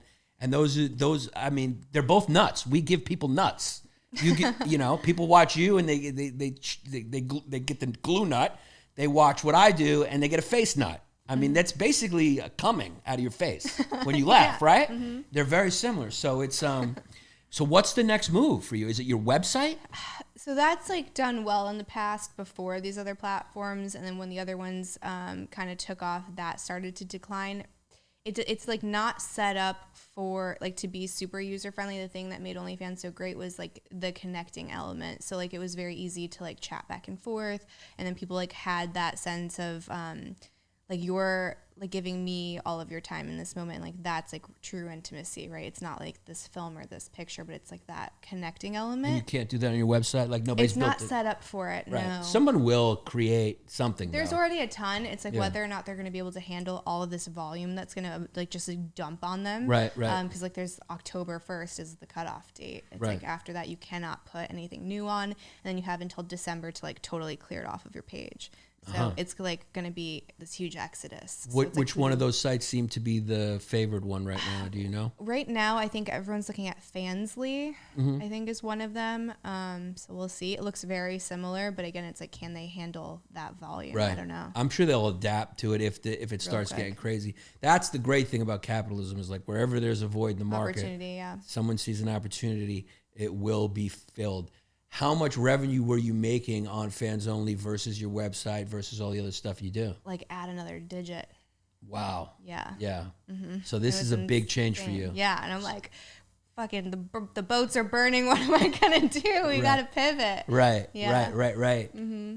Yeah. And you do get revenue from your podcast as well. I mean, it barely pays for the editing. Interesting. Yeah. So we'll see with that. But this thing actually does really well. So that's like a check in the mail. Right. I got a freebie, guys. Yeah, I got a free one. You know what I'm going to do? Because you got to be an entrepreneur a little bit. All right. I'm going to tell you that, thank you. I'm going to cherish it, whatever. And then when you leave, what I'm going to do is I'm going to package it right back up. I'm going to throw it on my Patreon and sell it for 10 times the amount if I can get you to finger it. And I say, I got the one that she fingered. I don't know. I mean, I'll do it, but that will definitely demonetize you. That will, right? Yeah, for sure. So maybe for like the bonus clip. Yeah, YouTube's weird about what they demonetize and what they don't. Sometimes they'll put our videos on like restricted ads and then we'll appeal it and they like always overturn it. So it's like, wow. Yeah, it's like, what did you, and it's just word, like, it's crazy how much of the Matrix, like the Matrix we've become. Remember in the Matrix where there was those bots just chasing those fucking guys around? It's like, that's what it's just bots. These are just like fucking robots who are just programmed to find words and there's just no context. Context is just out the window. I did this campaign for Manscaped recently and I had to post some content on my TikTok, which one of them was really good. Which one? The one of the guy golf ball throwing through trying to get his balls in the bush. Really, I was like, damn, I wish I thought of that. That was funny, yeah. That was actually what got flagged. So I put it on my TikTok. That got flagged. And it said because I was trying to groom people for like sexual exploitation because it's like a grooming kit. Oh, so like man. the bot must have seen grooming somewhere on the bot, Yeah. or on the box. And I tried to appeal it, but it's not going to happen. But Yeah, it's a TikTok. safe for work ad. What are you doing? That is, I mean, yeah, that has nothing. It's got everything to do with just groom. That's just you're just trying to get rid of the fumes. Right. Now, Just helping out. what makes fumes? What makes fumes? Yeah. What is that? Do you know what fumes are? No. Okay, fumes are something that it's a word I came up with. Okay. And we used to talk about all the time on History Hyenas. It became a thing to mean bad. So if you say that guy's got fumes, Okay. it means he's bad. Okay. Right? Like it's fume. This situation has fumes. But the real original meaning of it is like guys and girls, fumes in the crotch area. Okay. My theory is that the fumes come from the hair. Because like I grew up, you grew They'll up. add to it maybe. So is it things that people eat? Oh, well, that definitely plays a huge factor in everything Right. down there. It's Yeah. the diet. Diet's huge. So what's the best Hydration diet is for huge. less fumes? Like Mediterranean? pineapple, like fruits, lots of water. So that's not a Not a lot of spices. Like Not a lot if of you spices. like a So lot if of you like eat- so- turmeric and stuff like that. Indian food. Indian food will get you. The Indian food. Garlic will get you. Garlic. Oh man, Italians. That explains Italian girls. Yeah, he's Italian. Wow, no garlic, no turmeric gives you fumes. Or like moderation, right? Like just don't like douse yourself if you know that you're gonna get a little frisky later. Right. Well, I hope the Indian food lobby doesn't come after us after that, because we're definitely saying, ladies, if you want to smell fresh, don't eat Indian food. That's the implication. So pineapple is the magic. You think if a girl eats a lot of pineapple, Yeah. her pussy will taste like butterscotch. Yes. Yeah. All right. I've heard that rumor about pineapple. true. I thought maybe it was like an old wives' tale about like, hey, eat like, you know, drink rhino horn, you'll get a big dick. No, No. Pineapple's It's true. Yeah. So have you tested this? I mean, it's like process of elimination, Right. Right. So like, like if maybe your partner's been eating like shit all week, you're like, I'm not doing that, Right, Because every time it's like it's garbage, Right. so I'll wait till you detox. You know what I mean? Yeah. Hey, before you have sex, you're like, well, what'd you have for dinner, honey? Yeah. Oh, God, you had Indian? We're going to have to wait 2 weeks till the fumes. Because guys' dicks stink too They sometimes. shouldn't. They shouldn't, though. They shouldn't. Have you ever come across a really stinky dick on the job? No, but girls have been bad. You've caught some fumes because you do a lot of girl on girl. And you just swim through those fumes? You keep going? I usually like You let cut. 'em know? Yeah. Ooh, that's an awkward conversation. It is, but I would want to Do you go, know. honey, what did you have for dinner last I'll night? be like, maybe you should just like go freshen up. Does really anyone have a quick. pineapple on set?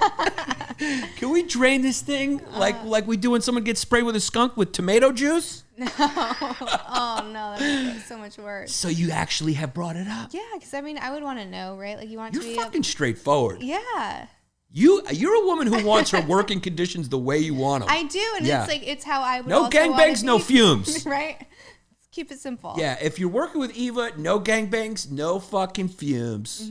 Wow, what would you say? Would you bring it up softly? Well, I would just like say cut really quick, and then I would just like say, hey, maybe you should like go freshen up really quick in the bathroom. Did anyone get offended ever? No? They just kind Or of like they didn't at least act like it. right. Because again, I would want to know. Like I don't Right. want someone to suffer through a scene because Right. like maybe I rushed through the cleaning process. You had I an don't Italian know. meal last night with a little garlic in the sauce. Exactly. Like let me just make this a more pleasant experience for both of us. Right, Yeah. right. Now, are you you started with girl on girl? Was that more of a choice to stay away from sleazy guys, or are you into both? I was actually like super shy when Mm-hmm. I first got in, and I had only been with like a handful of guys ever. So it was just like too big of a leap for me. I'd never just casually been with someone. Someone that I was with is always like dating. So to just go in, someone I'd never met, like was overwhelming. And then just after a certain amount of time, I was like, okay, I'm ready to do this. Like I want to try to take my career to the next level. Like there's a cap when you're only doing girl performances. So we just like made the decision. I did it, and I was like, my heart was like pounding out of my chest the first day. I remember I was shaking. I was so nervous, but it ended up being great.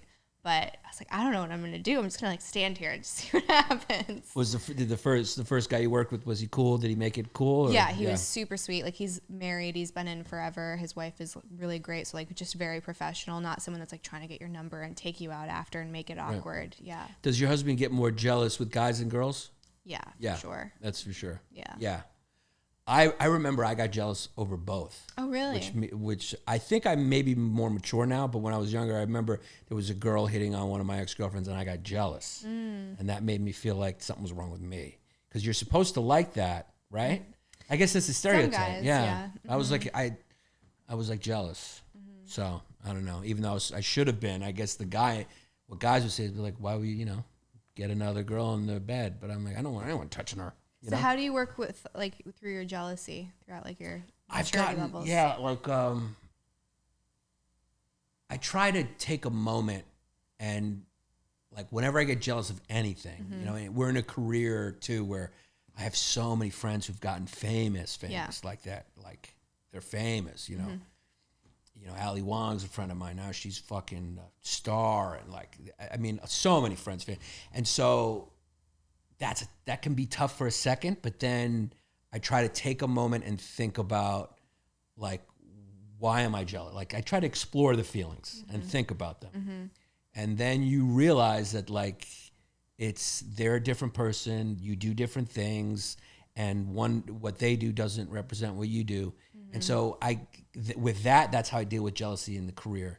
With my wife, she never gives me any reason to get jealous. She's just my wife is if I do anything, if I do nothing right for the rest of my life, I think I made the right decision with my wife because it's just, we have a great relationship. We complement each other well, and there's no jealousy, and it's, so she never gives me a reason to be jealous, to be honest with you. So a lot of people don't though, right? And then people still have that feeling. And I try not to give her a reason. Yeah. So it's I think I've become more aware of that. I got to admit, meeting her, it was just I realized, instead of because at first she was shy and didn't talk much. And that's usually not who I go for. I was like, she doesn't say anything. And I remember one of my friends, I was complaining a little bit about, I was like, she doesn't say anything.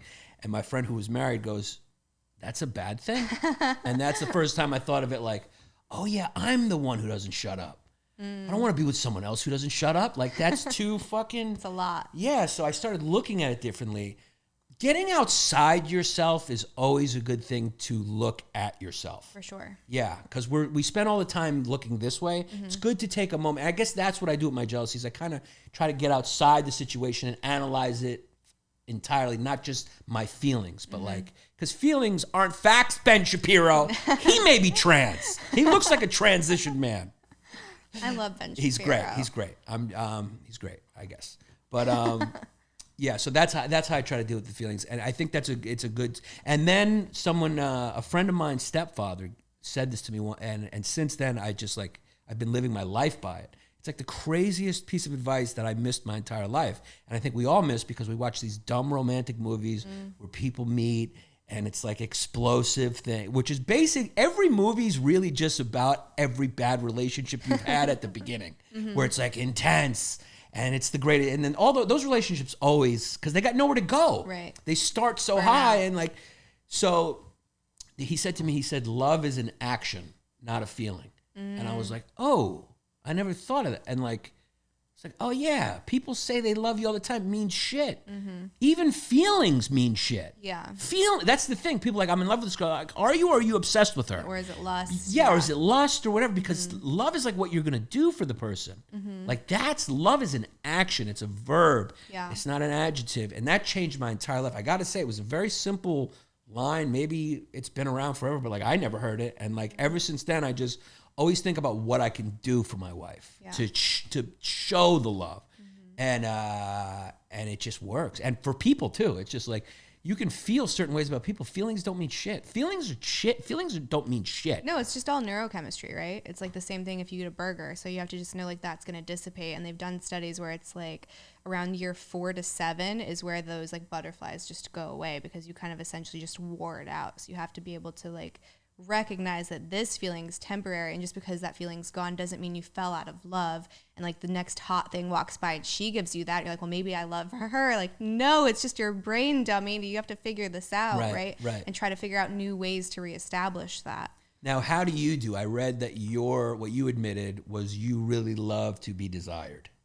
You like to be, you wanted to be in front of the camera. Maybe a little bit your mom was like in Playboy as well. Yeah. So I want to ask you about how your family dealt with everything after this, but how do you deal with that need to be wanted now that you're married? Do you get it through like the performing you do on Fans Only and stuff like that? Oh, still? for sure. Yeah. Like my narcissism is definitely still fed on like social media and all of those platforms. But I think it's one of those things where when I was like immature and I had that desire, like that need or whatever it was, like that kind of went unchecked for a little bit long, and it kind of became problematic because you start to undervalue the people that are actually like desiring you and actually appreciating you, like your partner, your husband, whatever, and you start to overvalue like the synthetic thing on the side that doesn't really mean anything because you just see the numbers, right? So I guess it came. What do you mean by just see the numbers? Like you see like the likes and the comments and the views, right? Like you're getting validated like from like a very visible metric. Whereas that's like a lot more complicated. It's hard to compare like 1 million views here to like your husband like cuddling with you, right? Like it's a very different hit.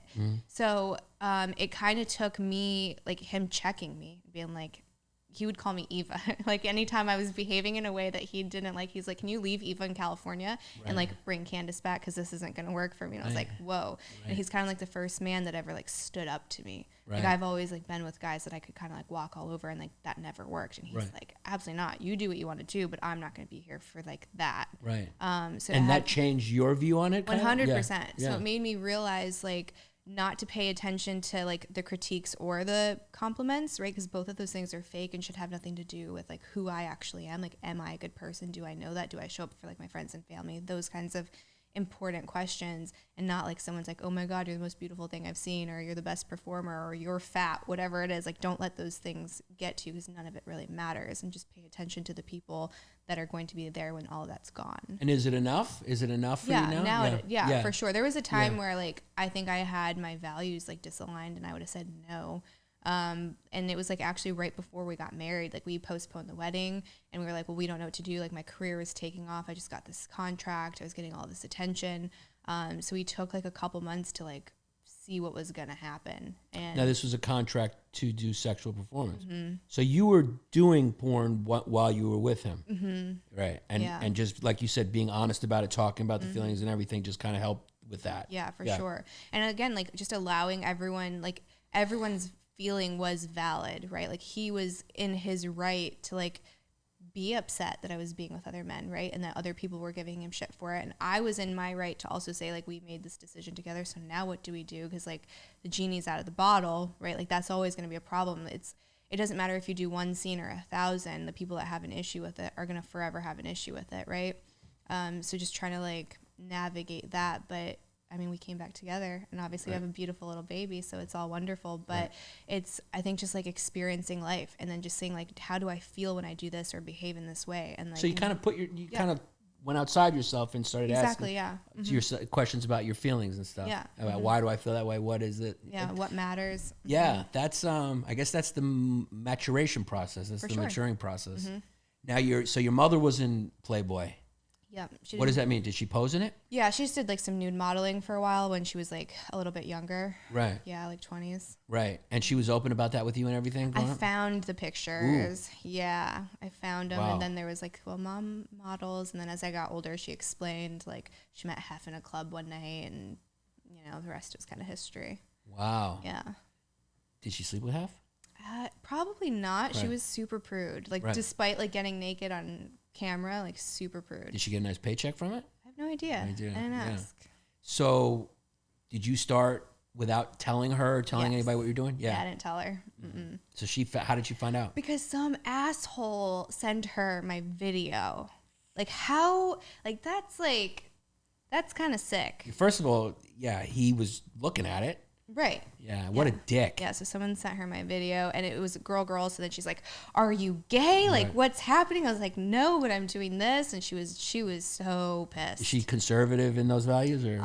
Yes, but she doesn't know why. Right. Like, a lot of people, I think if you were to ask a lot of people why they believe the things that they do, they'd have no idea. It's like, well, because it's wrong, or because I feel a certain way. Like, they've never really dug into that. Right. So for her, I think it stems, like, a lot from just, like, insecurity. So any other woman that's in her element, element in like that sexual environment is like a threat. Right. Do you know what I mean? Even if it's her daughter. Did you bring up like, hey, mom, you did it? Because it's different. Right. Right. Like So film she is pulled different. that. She was like, I guess I Yeah. didn't even think to do it because I right. was Oh, just you like, didn't even do it.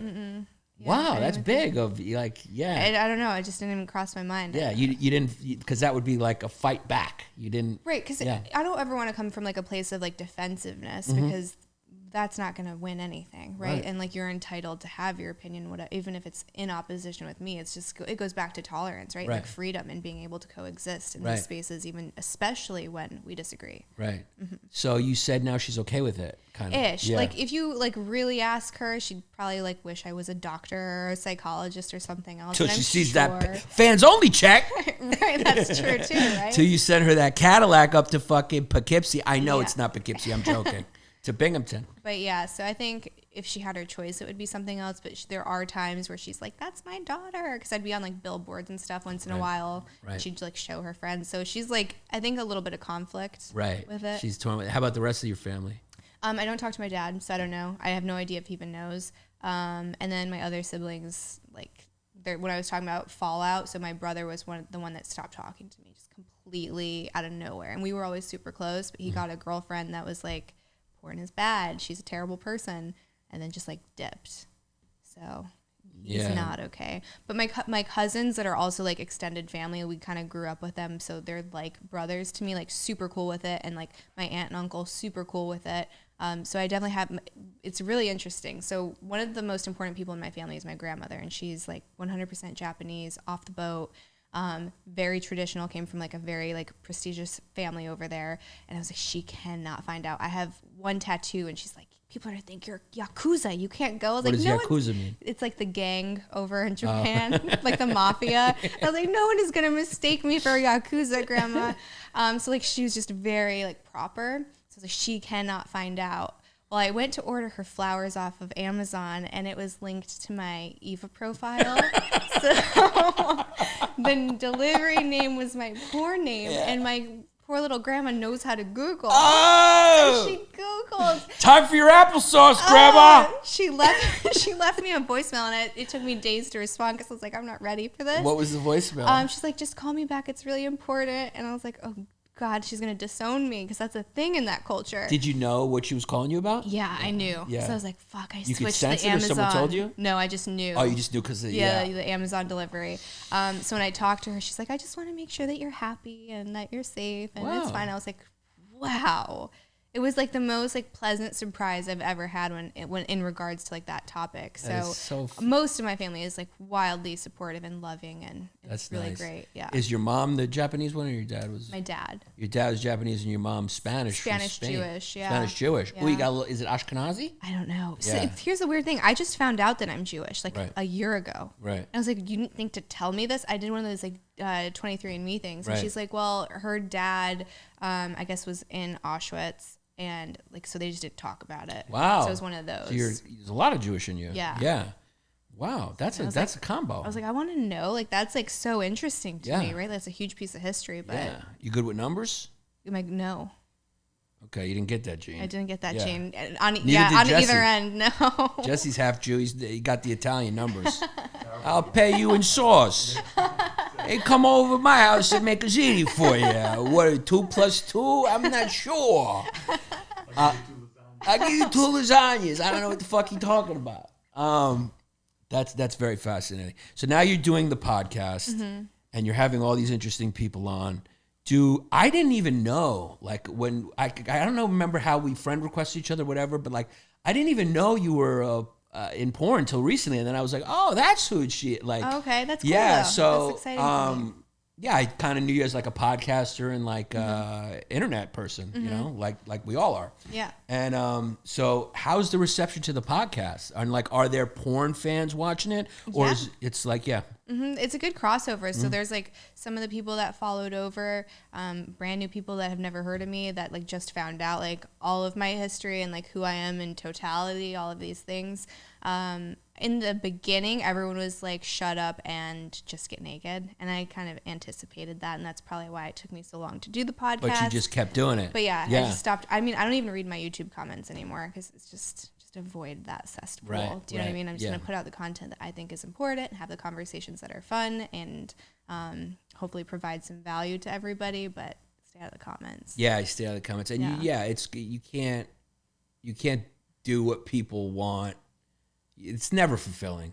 Even if it's like financially beneficial. No. It's like, it's just like, if you're okay financially, do what you want. Yeah. You'll just have a happier life. And that's a huge benefit of like the porn money, right? Is like that gives me so much freedom to spend my time doing what like my new passions are, which is like just like the podcast and educating myself on like guests and just prepping for that. That makes me like super excited and happy.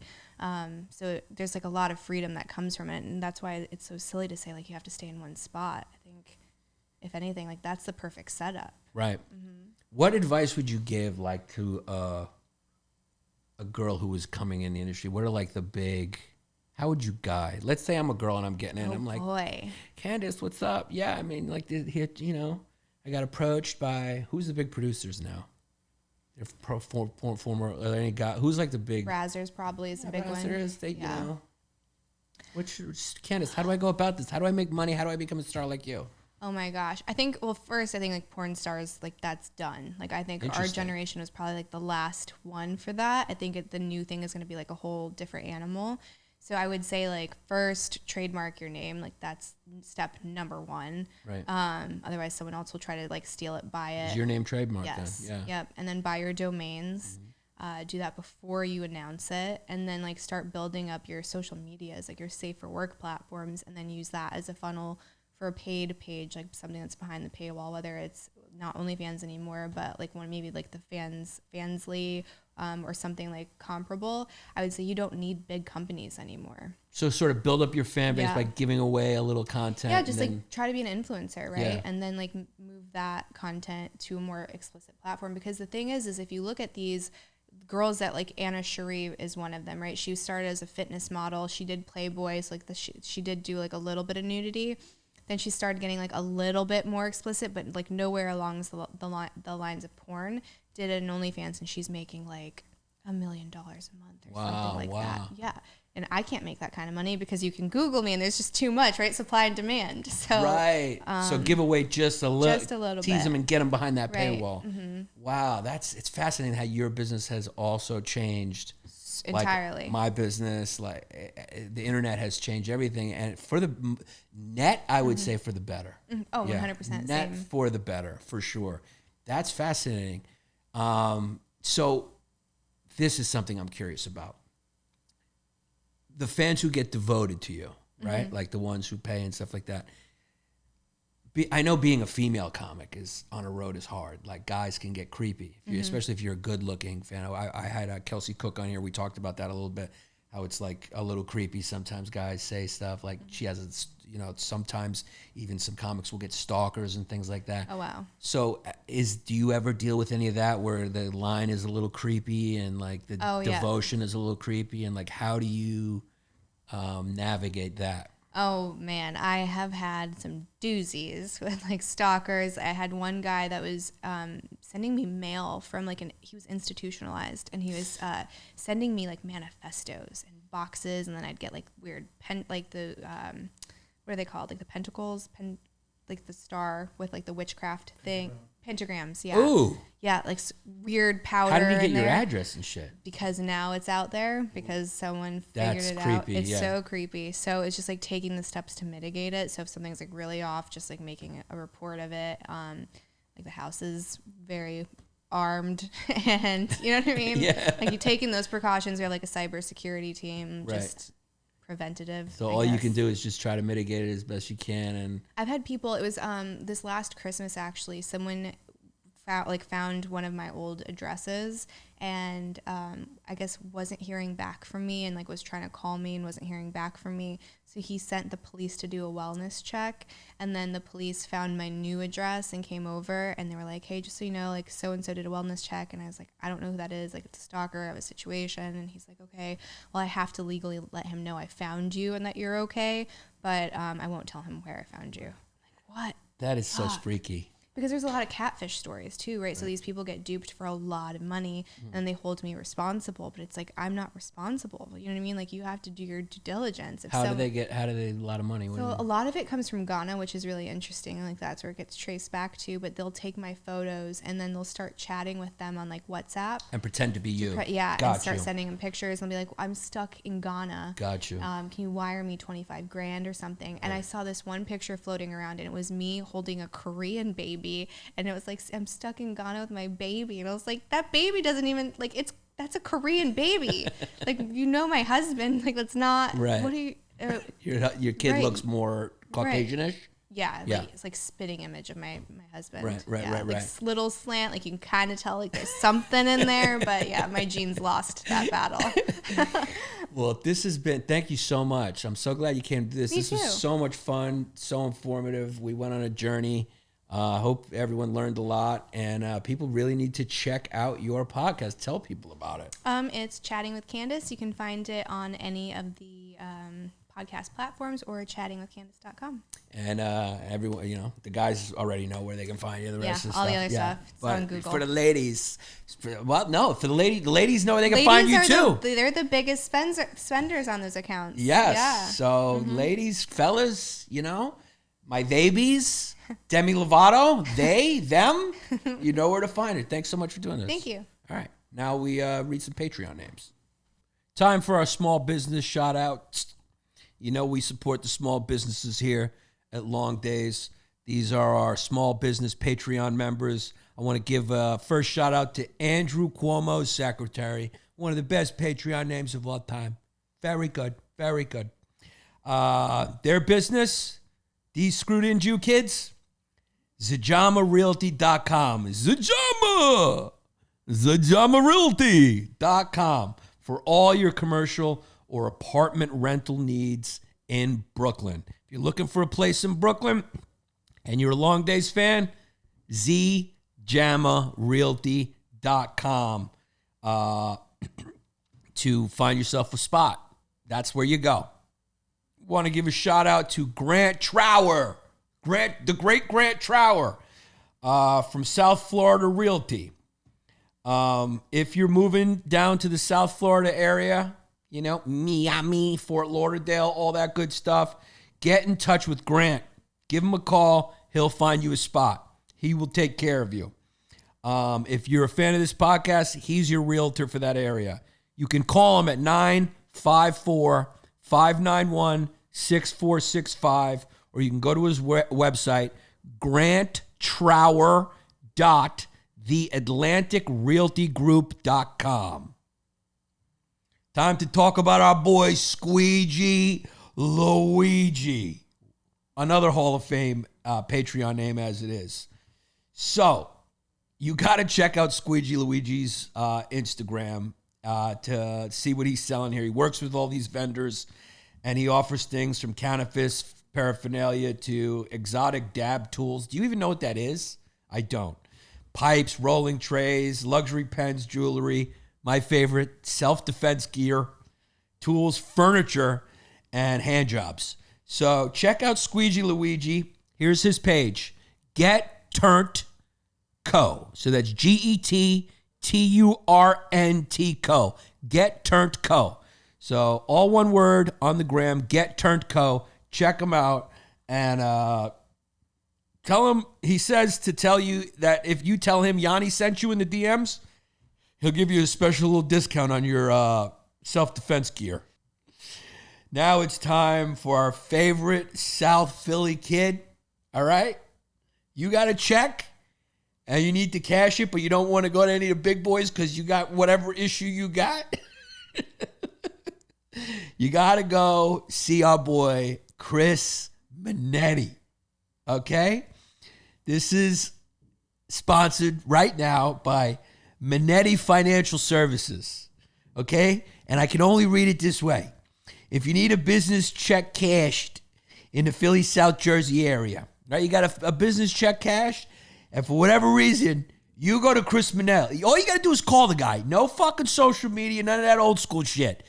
I mean, the kid kicks it old school. Here's his phone number. Call Chris. 215-750-3600. 3730. Hey, even if you don't got to check the cash, call Chris and say what's up. Say, hey, Chris, what's up? I'm also a LongDays fan. What you doing, cuz? So call Chris at 215-750-3730 if you need a business check cashed in the Philly, South Jersey area. Go see the one and only Chris Minetti. He'll solve your fucking problem for you, cuz. One of my favorite shout-outs, the BronxBrand.com. Go there, support local Bronx artists they collab with, who sell stuff on their site. Every artist gets paid. They earn a revenue share with each sale. So every purchase you make helps support a local artist. They got cool shit up there, man. If you're looking for some original art for your room, for your house, for yourself, to wear, they got prints, clothings, the whole deal. They got stories in the Bronx magazine. The Bronx brand is really uplifting the Bronx, which is the home of hip-hop. So go support the Bronx, New York, where everything originates. TheBronxBrand.com, and type in the promo code FUMES for 15% off whatever you order from a deserving local artiste. Then we got my boy Reese Ormond. I want to give a shout out to you, Reese boy, at techvera.com. All right? This is the best. They are the ideal IT provider for any small to mid-sized business.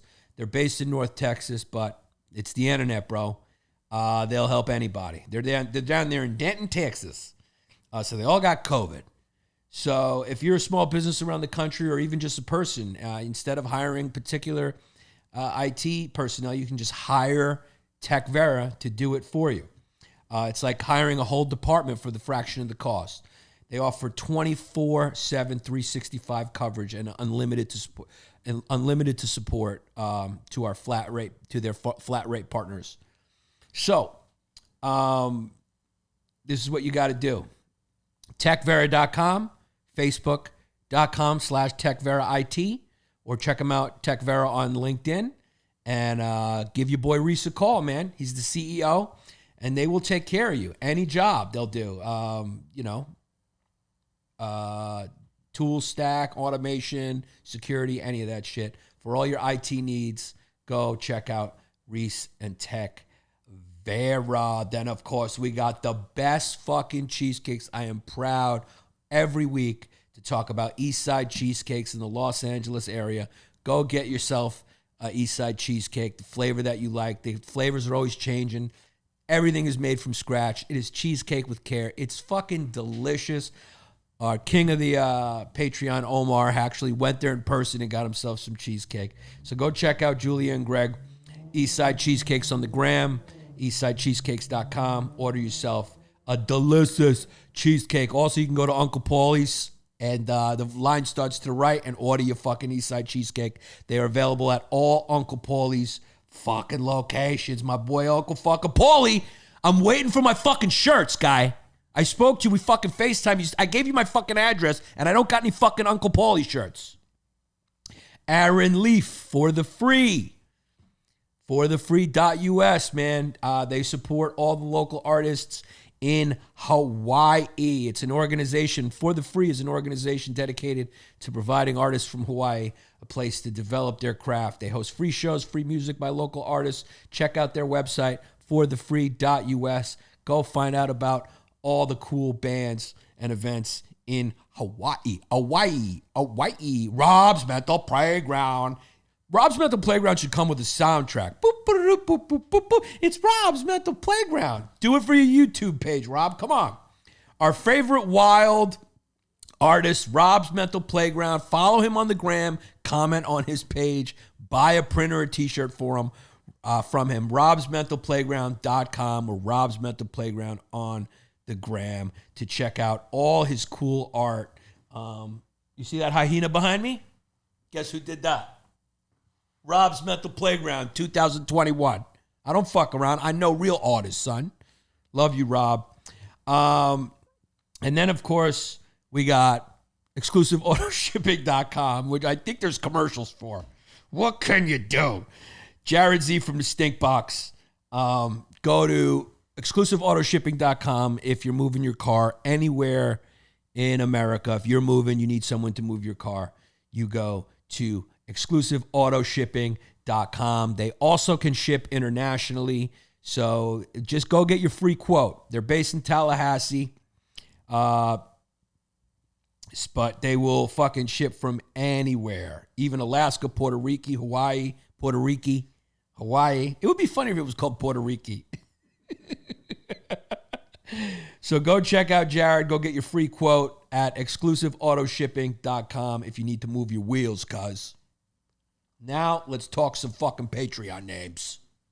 All right, we recorded this episode kind of close to the last one. It was great having Candice on, Eva Lovia. Wasdadealis. So, new Patreon members, patreon.com/Yanni LongDays. Oh, also our merch is up. So go get yourself some merch, your Long Days merch, your squeaky clean shirts. Wasdadealis. So go check that out. Also, rate and review us on iTunes. Please go do that. I'm reading all the reviews, and they're great, and they're funny, and I'm having a good time. So welcome, Pasha Safarzadeh. Then we have Adam Monroe, Chad Eichhorn, Vito DePinto. Jesus Christ. Matthew Lab. Matthew.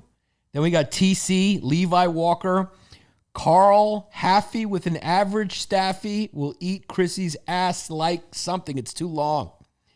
Alex Berenfield, Stefan, Nick, Samaska, Pateri Tiami. All you guys welcome to patreon.com/Yanni LongDays for your weekly bonus episodes and your podcast episodes from characters, character pieces, all types of content up there. Go enjoy it and become a member of my channel, patreon.com/Yanni LongDays. We will see you next time. For me and Jesse, peace. It's been a